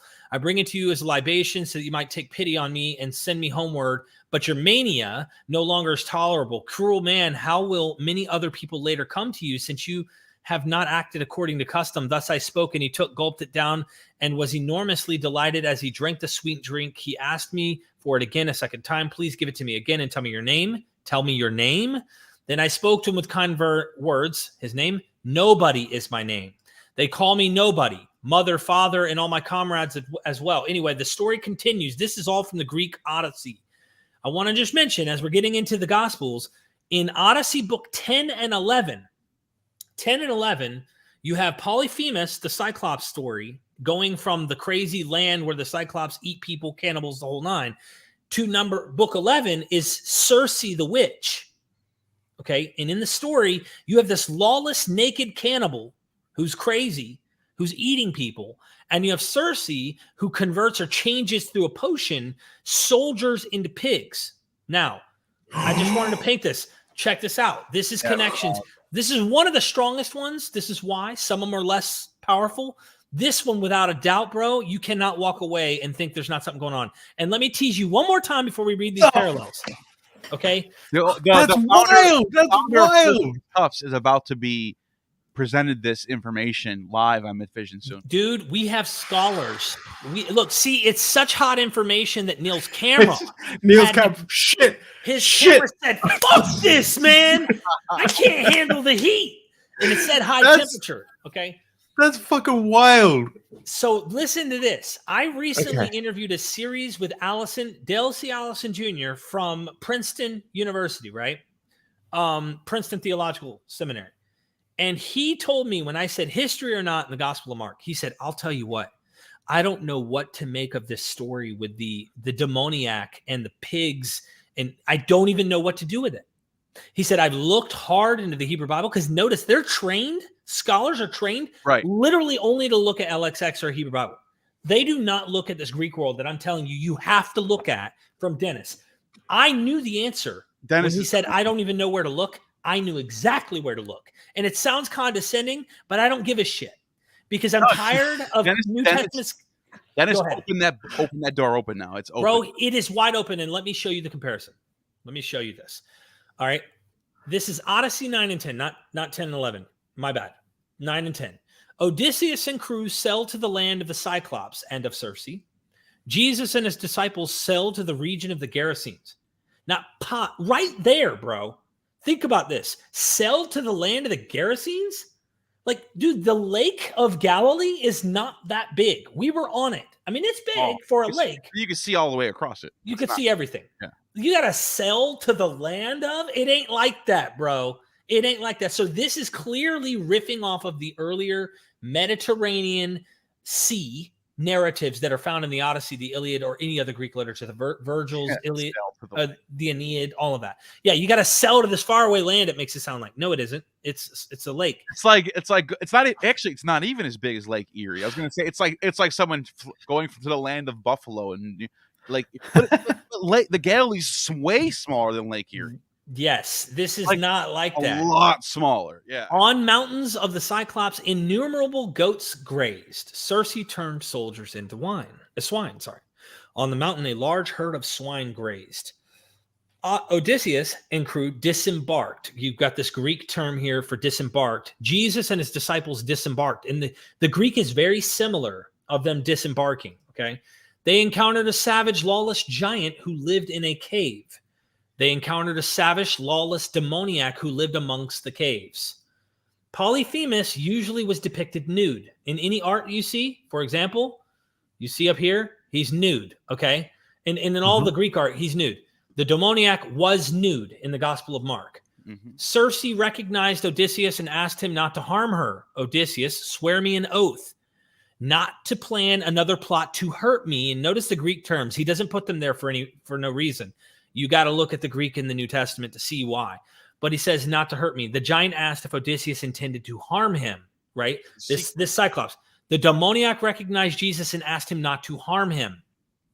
You, by God, do not torment me. They begged Jesus, the demons. The giant asked Odysseus his name. Jesus asked the demoniac his name. Odysseus answered, nobody is my name. The demoniac answered, Legion is my name. Many is my name, right? A large army. And notice they're soldiers, right? A legion is soldiers. Circe turns soldiers into swine. And in the same narrative, you have swine that the demons, the legion, are going into. Anyway, Odysseus subdued the giant with violence and trickery. Circe's magic turned Odysseus' soldiers into swine. Jesus subdued about 2,000 demons with his divine power and sent them into the swine, and then drove the swine into the lake. Polyphemus, the shepherd, called out to his neighbors. The swineherds called their neighbors in the Gospels. Cyclops came to the site asking about Polyphemus' stolen sheep. The Gerasenes came to the site to find out about their swine. Odysseus and crew disembarked. Jesus and his disciples embarked.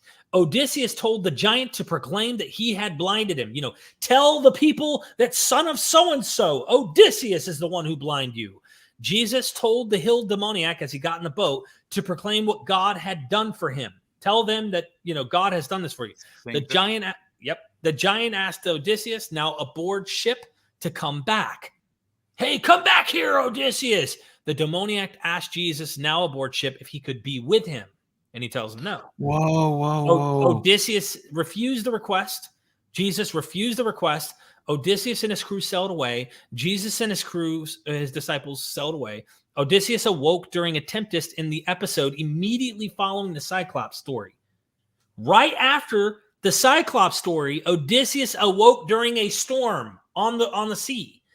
Jesus awoke during a storm, calmed the wind and sea just before exorcising the demoniac. So rather than it being after, Jesus calms the storm before. The authors are reworking the narratives. Also, any classicists will tell you that Odysseus was one of the arguably the most famous hero in the Greek world. Like, Odysseus was it. So it's not. And this is going to sound like a silly question. This is pre-Christianity, right? Like, this is like 800 years. Yeah, I was going to say 600-700 years. Way before. Yeah. And bro, listen, this goes back to my earlier point. I'm going to stop sharing now because I want everybody. You can't look at the Old Testament and say this is prophesying Jesus, and then not look at that and say, like, this isn't they're not prophesying, but this is like a direct. What's interesting about that is Eusebius actually goes that route and says that the Greek world was prophesizing Jesus. On top of the Hebrews. So this is not just like some out of left field thing. There were Christians that were doing this. And dude, this is my favorite book right now because I've never noticed the things he's describing here.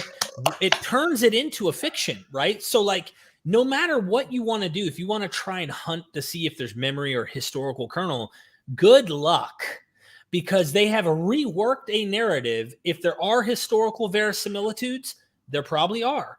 And anyone who's a good writer is going to make a verisimilitude to the reality of the geography, of people at the time, of the circumstances that are around this period. But he shows in this book, without a doubt, that the Gospels are literary fictions or mythologies, legends, and such that are inventions. They're narratives. And if you're not somebody who can handle reading, I hope you will get the book at least to take the course, because we take you through 18 lectures. I'm doing a plug here. I'm sorry, but this is like absolutely needed because I'm in love 100%. right now. Okay. It starts off Eureka. I told Dennis, sometimes your parallels are over people's heads. They don't know it. We need an airplane view of you falling in love with why you started to do what you did. And he goes into his Eureka moment. He was driving on a highway. He tells you this in the introduction, reading the Odyssey and the Iliad, driving down the highway. He said, I don't know how the state troopers didn't catch me. And then realizing after he's been reading the Gospels for years, oh my gosh, something's going on. So he has a Eureka experience, but he doesn't lecture on it. He's at college lecturing. He says, I held off till I could prove what I'm finding here makes the most sense. And he wrote his first book, of course, and started lecturing on it. So then we get into angelic annunciations in Luke and Aphrodite's annunciation in Anchises. The empowerment of Jesus and Telemachus, when Jesus gets baptized and he's empowered by the Holy Spirit, a bird or a dove flies down. Athena flies to Telemachus to empower him and tell him, you are the son of Odysseus.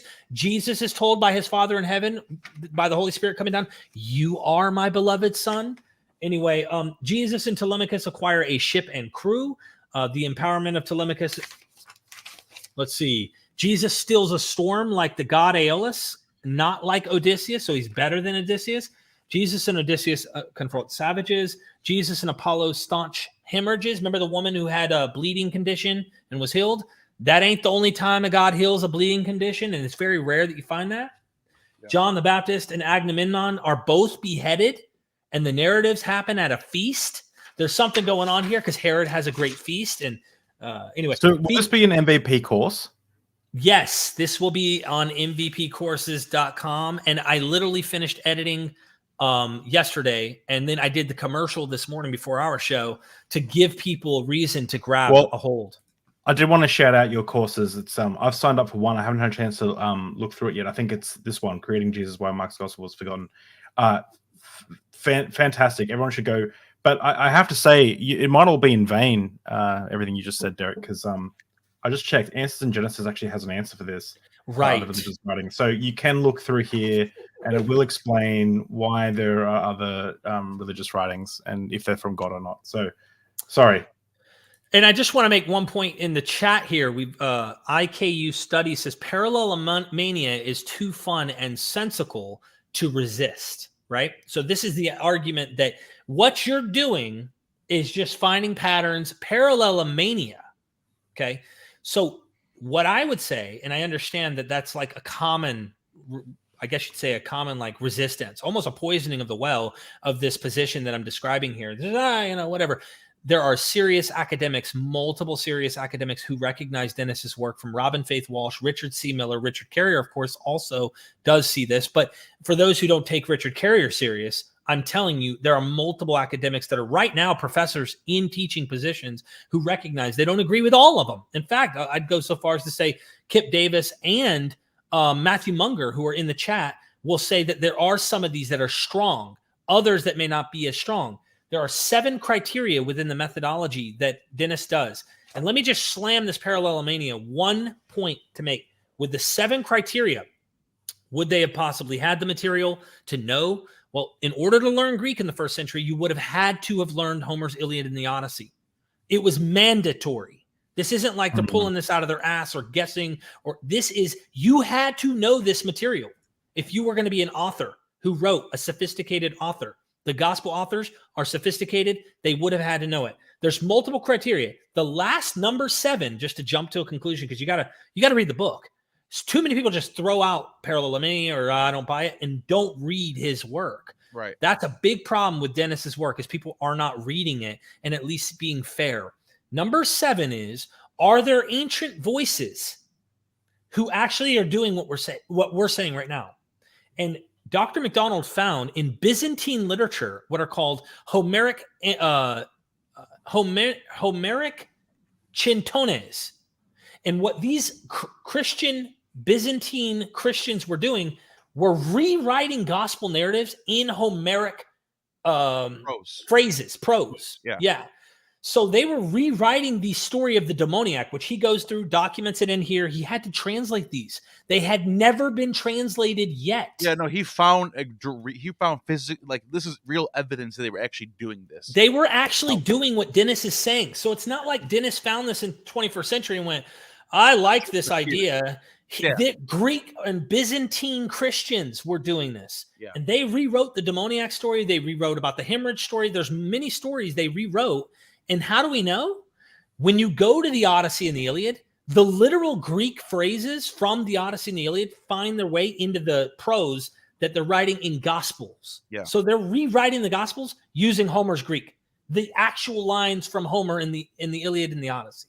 Nice. So for those who don't know this work, my number 1 suggestion would be read it before you make any statement. If you don't know what you're talking about, don't talk about it. That's the honest thing. But if you really want to have your mind blown, read this work. This is my number 1 book right now. That's why I put so much energy into it right now, because I am sold that he's onto something that we are not seeing in New Testament studies like it should be. It's so interesting that we're all very lucky that we get to look into these ideas and not be held to a specific perspective with dogma. I've got 2 super chats I want to read out. Sounds like a failed mission of Jesus going to Spain. Thank you, Constellation Pegasus. And that's actually an important point he makes about this whole the ship. You can get to Spain on the Mediterranean Sea, but you can't get to it from this lake over here in Israel. in Galilee. But Yeah. it's so obvious that they're copying and using the larger mythology. Anyway, that's enough of me. And by the way, IKU studies, I'm sorry if I misread you, but I get this all the time, my friend. Oh, yeah. And I have to combat it. I have to be like, no, bullshit, parallelomania, take it and shove it where the sun don't shine. We need to at least acknowledge some reality here and not just throw out the parallelomania thing. Anyway. Yeah. What is Greek Alexander romance? What's the Greek Alexander? I just realized I didn't even explain what it is. I just said it. The story of Alexander, it was written by basically it's a text that's ascribed to one of his followers, Castellanus, and scholars think it's a pseudo version of this guy. So the guy might have actually did write something that was morphed over time, and eventually there's a first century version of this text that morphs. It's like a rolling text, if you will, and it's basically Alexander the Great growing up. They say he's not the son of Philip in this story. He's the son of the last pharaoh, Nectanebo. So it's propaganda because they're trying to link him to Egypt because he just built a city, Alexandria, in Egypt. So this is another reason why we know this is written later, because it's obviously propaganda for the Egyptians to say Alexander really is one of you. So this is a legit Egyptian kingdom. And anyways, long story short, he conquers the whole world. He performs. He is called the Son of God. He goes to the oracle in the desert of Siwa, and Ammon says, I am your father," like a Darth Vader moment in there. So it's really interesting stuff. And Alexander the Great is just this, this interesting, cynical, young king who's conquering the world, and it was such an impactful story that it gets retold and rewritten, so much so that a form of it is found within the Quran. Yeah, so he's the horned one. If you look at the coins of Alexander the Great that were in transition throughout the ancient Greek world, he's got horns on him, and the horned one is the defender of the lands. And you know what's so funny about that, for those who are on the moral high horse from the religious background, is we know that Alexander the Great at least was definitely plural in his relationships with both men and women. Yeah. Think about that. Historically, you got this guy that you're kind of using as this noble king who rules the world, because only God could have done that with him, right? He must have been a righteous man. And he was definitely having sex with many men. Oh, there's a passage in the Greek romance where they compare him and his boyfriend basically to Apollo and Hyacinth. They compare the two, then they went to a shrine of Apollo and they saw Hyacinth, and they said, Alexander's like Apollo, and Hephaestus is like Hyacinth. So they're like, that male on male relationship. Alexander had that too. Yeah. So you have that. That's one of the passages in the text. I love it. Yeah. Fantastic. So guys, last chance to do the hashtag 50 deep drinks. Share this video out. Hashtag 50 deep drinks. Have a chance to win an Amazon gift card. We have 18 entries. So you have a 1 in 18 chance at the moment of winning that. So I'm going to try and speed this up a little bit just so we can be respectful of everyone's time. But my current favorite is Cult of the Dead, A Brief History of Christianity. Nice. And I found him because he was subscribed to Bart Ehrman's blog, and he was a guest blogger on Bart Ehrman's blog. Amazing. Look at the art on this. His partner is a graphic designer for Spotify, and she designed it. And I was like, it's the best looking book that I have. And I've been going through it, and I asked him to come on to Deep Drinks. So shameless plug as well. He's coming on to Deep Drinks, and he said, quote, "I hope you like tequila." I think it was Merkel, whatever. So, and I bought worm salts. So Kyle Smith is coming on to talk about this book, which is amazing. It's essentially about the martyrs, early martyrs of Christianity, and how Christianity is a cult of the dead. Wasn't Pat Lowinger in the chat earlier too? Pat would be all over this.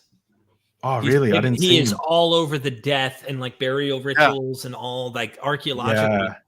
It's super interesting. And it all started really for me when I read that Saint Ignatius of Antioch, feed me to the lions. I was like, damn, the martyrs of Christianity is so cool. It's just, I don't know. So fantastic book. Make sure you check that out. That'll be that episode's live in 6 days. So adding to the great. cart. So my second last book. So this is the one book that shaped you. And I'll drop the link in a second, but 10 Types of Humans. So this book is a bit more of a popular level book, but you can see so many things in here. One part of this book, so it goes through like 10 people's stories.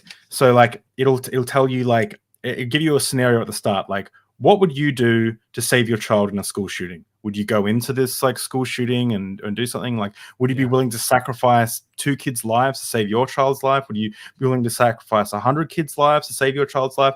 And then you're like, and it gives you this, like, you're like, oh, you know, you think you have a perspective, right? And then he tells a real life story about someone.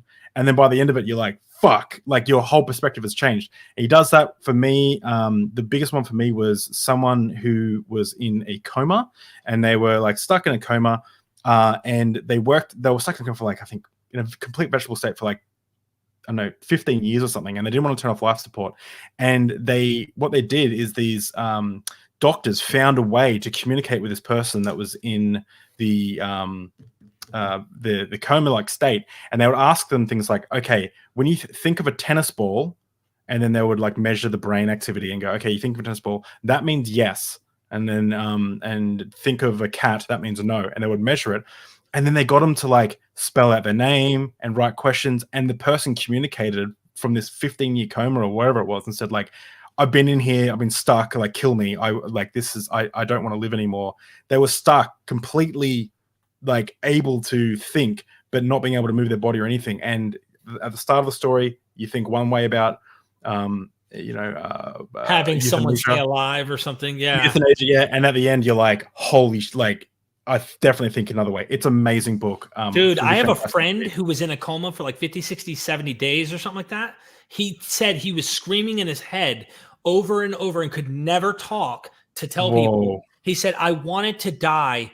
I just please kill me. I'm done. Stop. And he finally woke up from it. And he said, I remember every moment. He said, I remember everything. And it was the worst. So that's living hell. I can't imagine, man. I can't imagine. Oh, wow. That's not the second last. That's the third last book. Okay. So that was my two books. On to you, Derek. Okay. Your book that shaped you. Sharing screen. Just to show you real quick here, it won't take me long, but this one right here, A Day No Pigs Would Die. I was a young teenager, and this book right here, it left a picture in my mind, and it affected me because it's a little farm kid who lives on a butcher type farm with pigs, and in one of the cattle in the book, I think what I remember is someone was choking or giving. There was like a birth that had been given, or one of the animals got stuck, something in their throat or whatever. But the kid is trying to save the life. And long story short, he saves this pig's life through all this tremendous effort and doesn't want to kill. He gets attached to one of the animals, and they're like on a farm where this is what you do. We slaughter pigs, but he doesn't want that. His heart as a kid and just for life doesn't want to kill this animal. And as a child, like, this had a big imprint on me in my like growing up and how I viewed the world and things like that. Like, I always thought about my dog that I had named Samson was like another human to me. And so there wasn't like this, here's animals and then there's humans. It was like they have life too, and they matter, that kind of thing. That's actually a big reason why I think and my wife and I are like vegetarians, is because we have that same perspective. I did an episode with a vegan activist, which I think vegans are the worst activists for their cause. I think they turn more people away than they but we looked at the behind the scenes footage that they snuck into from slaughterhouses, and it's like, holy shit, like, even the way that these things are killed, it's just horrible. There surely is a better way. Gnostic Conformant. Okay, so I have my Greek class coming up in 10 minutes. So I'm just going to do my last 3 if you don't mind. Yeah, let's do your last 3. Yeah. So the one book that shaped me, this is an interesting one, and I picked it because when I was still a Christian, I found this book by Manly P. Hall called The Secret Teachings of All Ages. Now, as far as academically accurate, I wouldn't say it's up there as like peer review perfect. It's so there's some flaws happening. There's some questionable ideas floating around. It's like quasi Gnostic religious type stuff. He's a Freemason who wrote this, but does he go deep into this stuff? He does. And this got me going. This got the wheels rolling, if you will.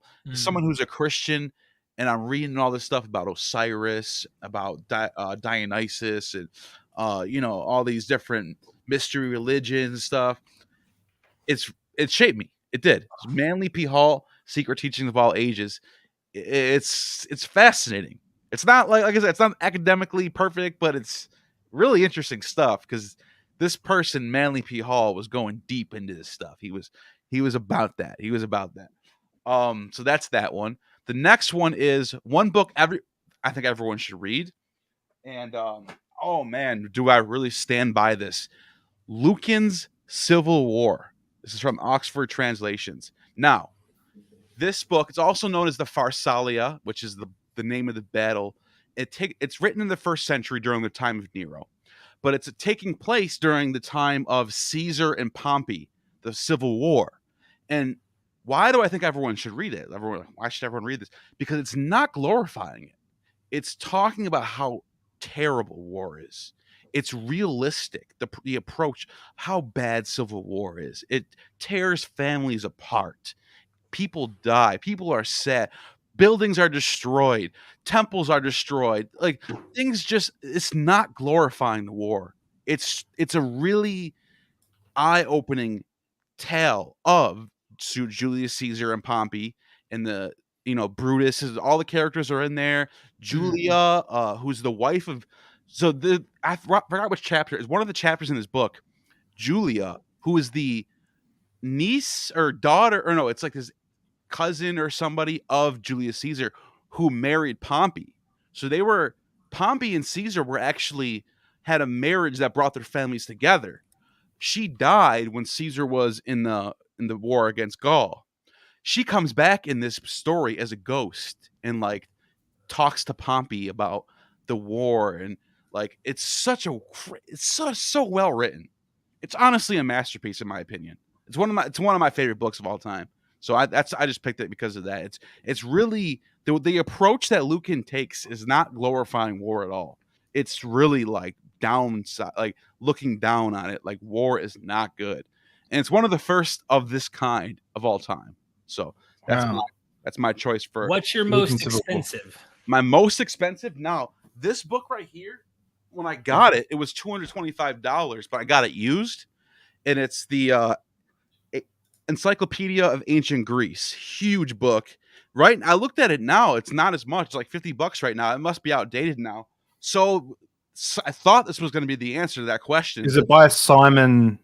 It's by Nigel Wilson. Yeah, it's got all your sources in there. But this is still worth $110 right now, and it's the Oxford Classical Dictionary, and this has just got everything you need.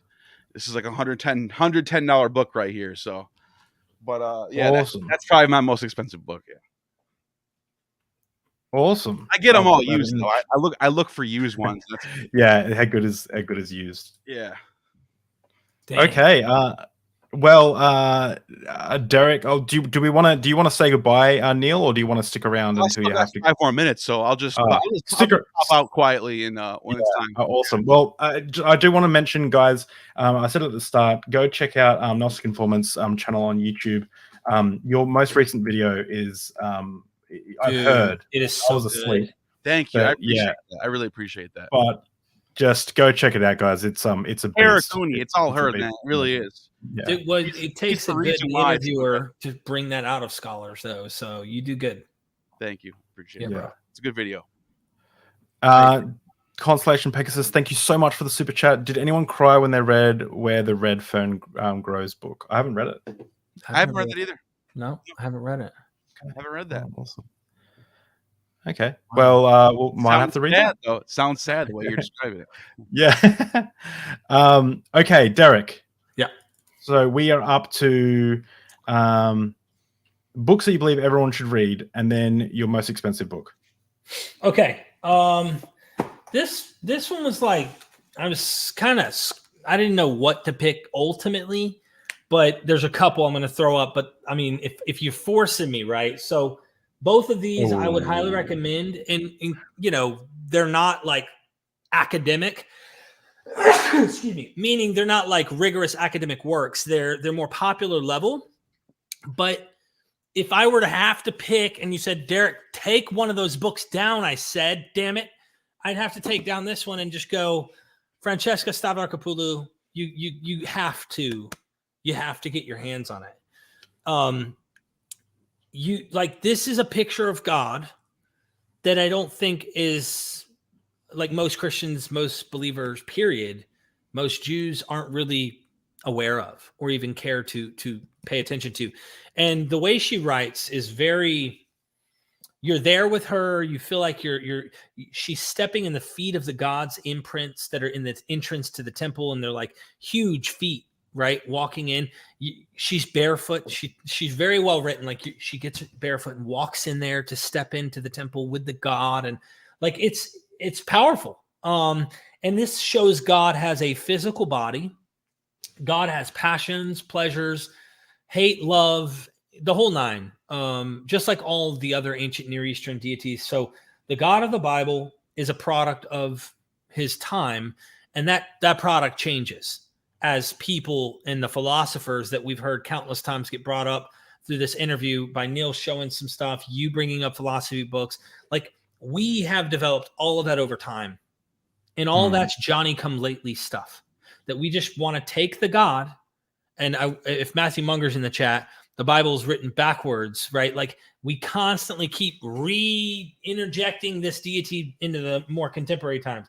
Just to mention the Bible Unearthed, like, this really made me realize archaeologically, so much of the stories about what happened, what was going on, this war happening here and this war happening there, and the places, geography, the locations, the battles, we now know archaeologically nothing was happening at the time that the Bible's saying that they're happening.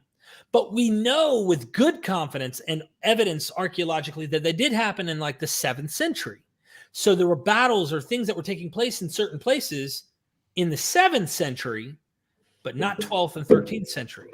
So technically, a lot of this you could pin that the authors of this literature are really writing after or around the time of the events that we're seeing described in these locations, which the Bible's just putting it back 500-600 years earlier, 400 to 600 years, and really are like 7th century or later material. So the Bible Unearthed, it really shows you that the authors are writing stuff and then trying to push it back into an earlier time, which they're not. That was that. Do you want me to continue and just blast into the most expensive? Okay. I do want to say too that I haven't read the Bible Unearthed.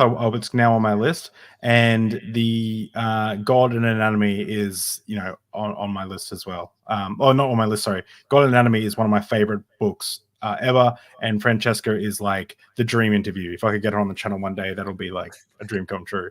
I bought a signed copy. I've been a fan of hers before the book came out. I've loved her for years. So yeah. I gotta go to my class, my Greek class. All right, bro. Thanks, Neil. Thank you so much. Yeah, see you guys. Thank you for helping me celebrate. Okay, so I want to make you chuckle here.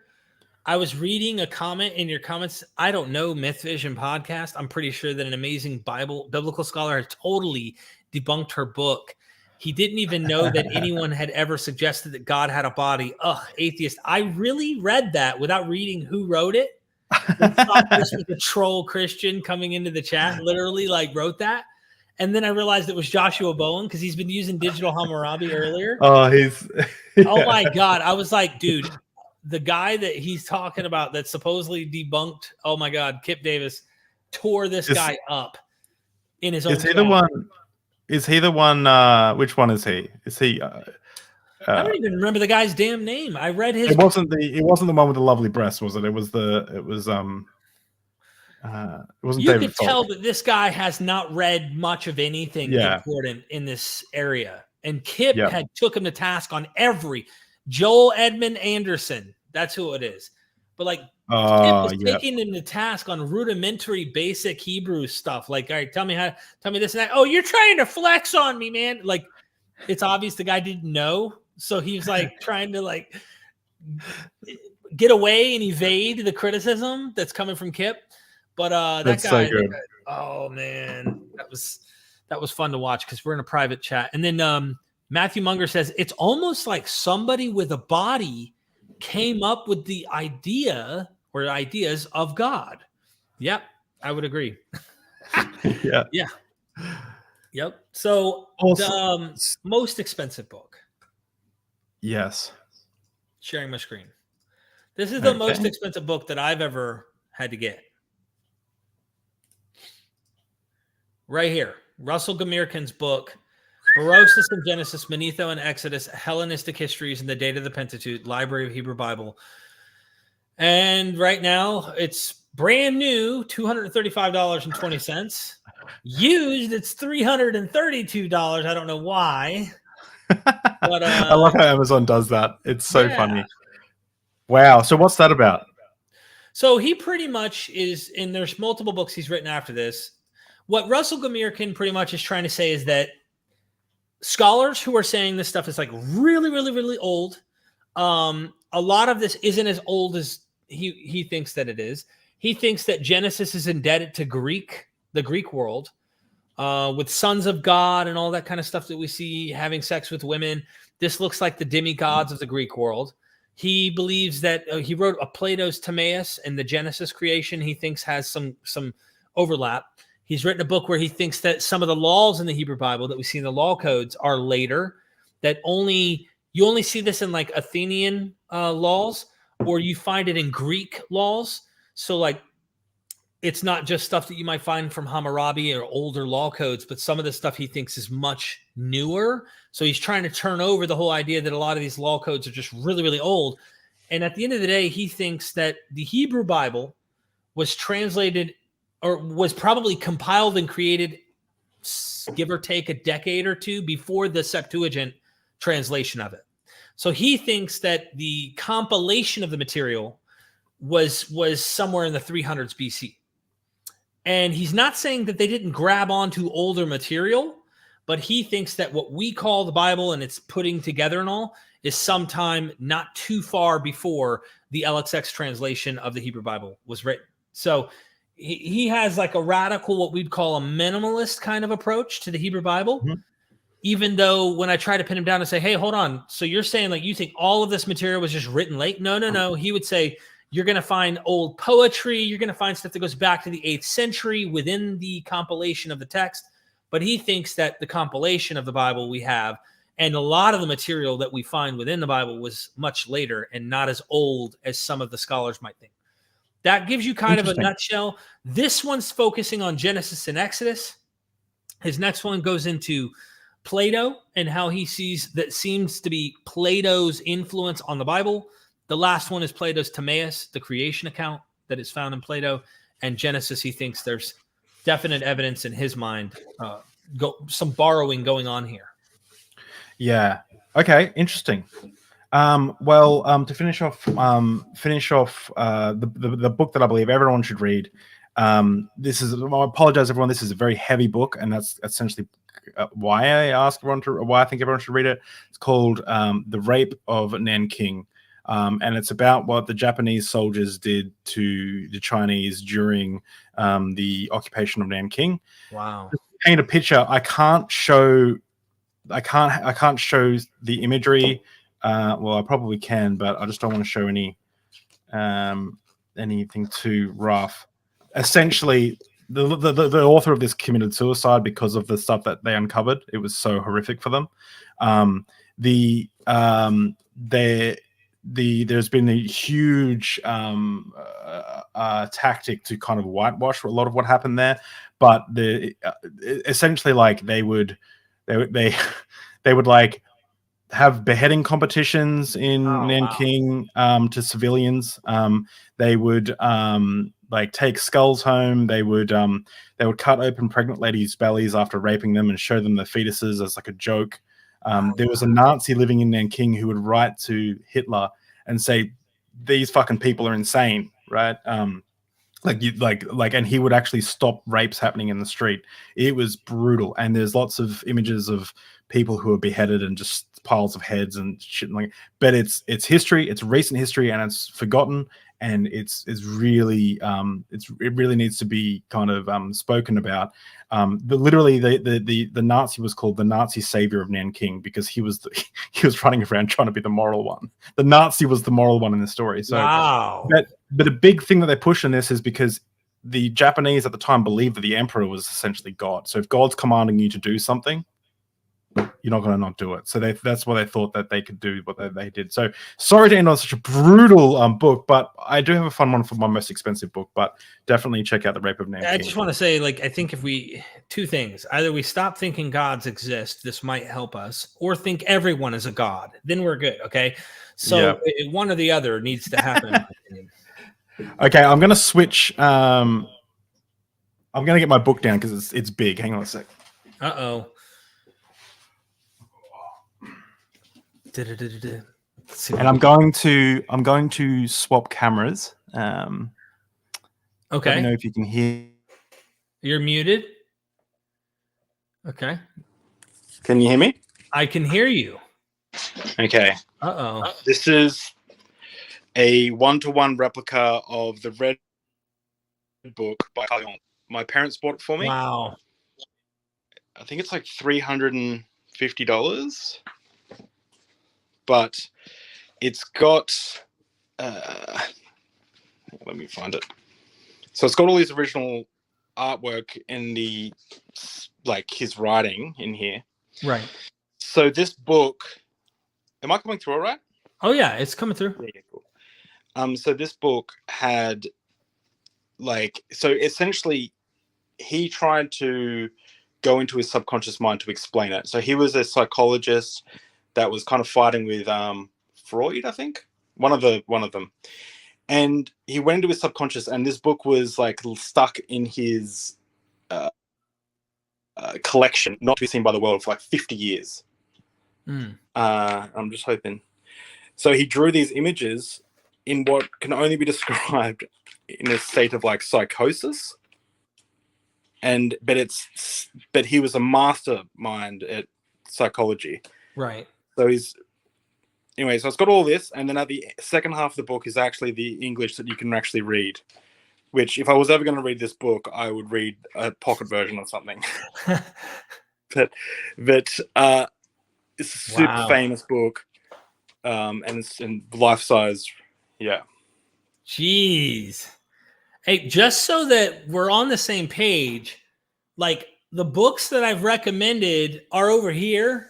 And there's some over here, but just to save a headache. And I guess Josh must have disappeared during his plug for his books and what I said about them.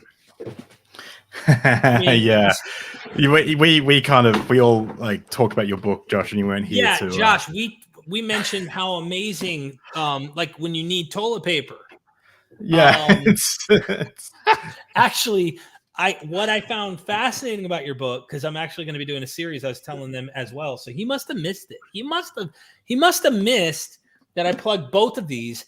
What I found so interesting is how he took all these scholars, a plethora of academics, cherry-picked work that they've done that is related to the point he's trying to make, and then wrote it in such a way that dummies like me can grab it and go, oh, wow. So he went and combed the academic arena and came back and then made this academic work based on academic, work that's out there and put it in a popular style. It's really fringe positions though. They're not really you won't see any of that in a textbook. It's all kind of you have to go digging to find anything that he's saying. Well, you might find that academic. If we get across the quote, you might find like I talked about Ronald Hindle, right? Which he points out Ronald Hindle. That was a joke, everyone. But you might find, and this is more of a popular level book as well, but if you go and read Ronald Hindle's work on Genesis, you'll be like, oh wow, but you got to like really know what you're looking for and read a lot just to find it. Whereas Josh did all the reading for us, found what these scholars are trying to say, got their quotes or the gist of their arguments, sources that, puts it in here, boom, and then makes it popular so that people can actually get it. And that's kind of what we're trying to do with MythVision, right? He's doing it with the book. We're trying to do this and chew it and give it to a broader audience and all of that. But yeah, this is definitely the book that I put this under was my deconversion books. Yeah, that's what I chose. I would back that as well. I chose God Is Not Great because that was the book that helped me the most. But these books are perfect for anyone who, even if you're not deconstructing, they're a fantastic book if you're interested in the Bible. Talking about what MythVision does, I want to shout out your channel before we announce the winner of the giveaway. So MythVision Podcast, go check out what you're doing. I'm editing some shorts for you at the moment. I'm Who's going to that try guy on the short right there at the top, on the far left? Oh yeah, that's a weird, weird dude. Weird dude. Weird. Yeah, I don't think he can instantiate the necessary preconditions for ultimacy. Dude, I'm with you on that. I definitely don't think he can do that. But yeah, go subscribe to MythVision. I mean, everyone here is probably already subscribed to MythVision. I mean, you're the man. And if you want to support us on Patreon, you can check out the Patreon here. We're doing some cool stuff over there, and I'm trying to get David out. Help David out if you can. If you're coming from MythVision and you're able, help him out. Help grow what he's doing, because David he wants to do this full time. He's got different ideas than we do, right? We're the body of atheism. The arm does one thing and the legs do another. You know what I'm saying, though? But like, you're working your butt off, David, and you're working a full-time job. We're trying to get to that point, right, where you're. Yeah, exactly. Like I'm trying really hard to turn this into more than just like a second full-time job that is just a hobby. Because it'd be great to be able to just focus more on continuing to get more amazing guests, but being able to focus more on producing content. At the moment, I'm stuck I need to edit more, but I don't have time. Like I'm literally it's been crazy. So I want that time. So if you can help support this channel, awesome. You can also become a member on on YouTube, and then you get like stickers and stuff. You live chat, and I can read out your questions more. Your name stands out more regularly too. Yeah, your name stands out, so I'll see your comments more likely. And it's only a couple of bucks a month. So let's do the giveaway, guys. So we have 18 entries. So you have a 1 in 18 chance to win a $50 Amazon gift card to use to buy any of the amazing books that we have talked about today. My thanks to you for subscribing and sharing and being awesome viewers of the channel and part of the community. So let's do this. Ready? Should I count down? Oh, I've clicked the button, but dude, someone just became a member of your channel. No way! You won your own thing. Hang on, I'm gonna I'll draw that again. Oh no, you did not. And who we get? Oh, thank you, MythVision Podcast. Yes, thank you so much, Derek. I really appreciate that, man. New member of the channel, thank you. You're the first member. I'm the first member, man. I'll create some community posts that might be erotic in nature just for you, unless someone else joins. So don't join because you might ruin Derek's good time. No. How can you redraw it? It don't take no time, or yeah, redraw. Oh my gosh! Here we go.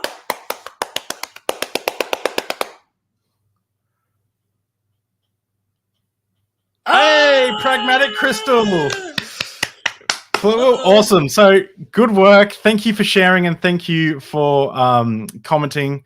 And get in touch with me on Twitter, email david@deepdrinks.com, and I will send you your gift card. Are you still in the house? Are you still in the house? Hope so. Pragmatic is David's old account. It's you the whole time, man. You don't have $50 to give anybody. I'm sure that she, if they're not in the account, if they're not in the they'll get in touch. I'm sure they'll see it. But thank you so much. They're there. They said, David, keep the $50 and put it back into your channel. I love your work. Oh wow. Wow, thank you so much. I really appreciate that. Okay, well, I might have to. I'll put that into the another giveaway that we can give for someone. We are going to be doing a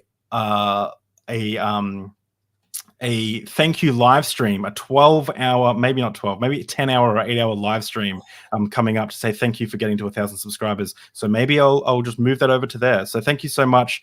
You're an amazing member of the community, Pragmatic Crystal. I really appreciate it. Thank you guys so much. And Derek, with that said, is there anything you want to say before we finish up this episode? Don't give up, bro. Don't stop. I'm not going to stop. Keep going. Keep hustling. Don't stop. When you feel like stopping, that's when you know to not. Keep going. Yeah, you know what I mean? I'm not going to stop. I love this community. I love everything about it, and I love what we're doing here. So I'm looking forward to saying about not stopping. I'm really looking forward to a panel coming up. So we're going to end on that trailer. So thank you guys for coming out. Make sure you subscribe, like, notify, all that good stuff. Share it with your mum's Bible group.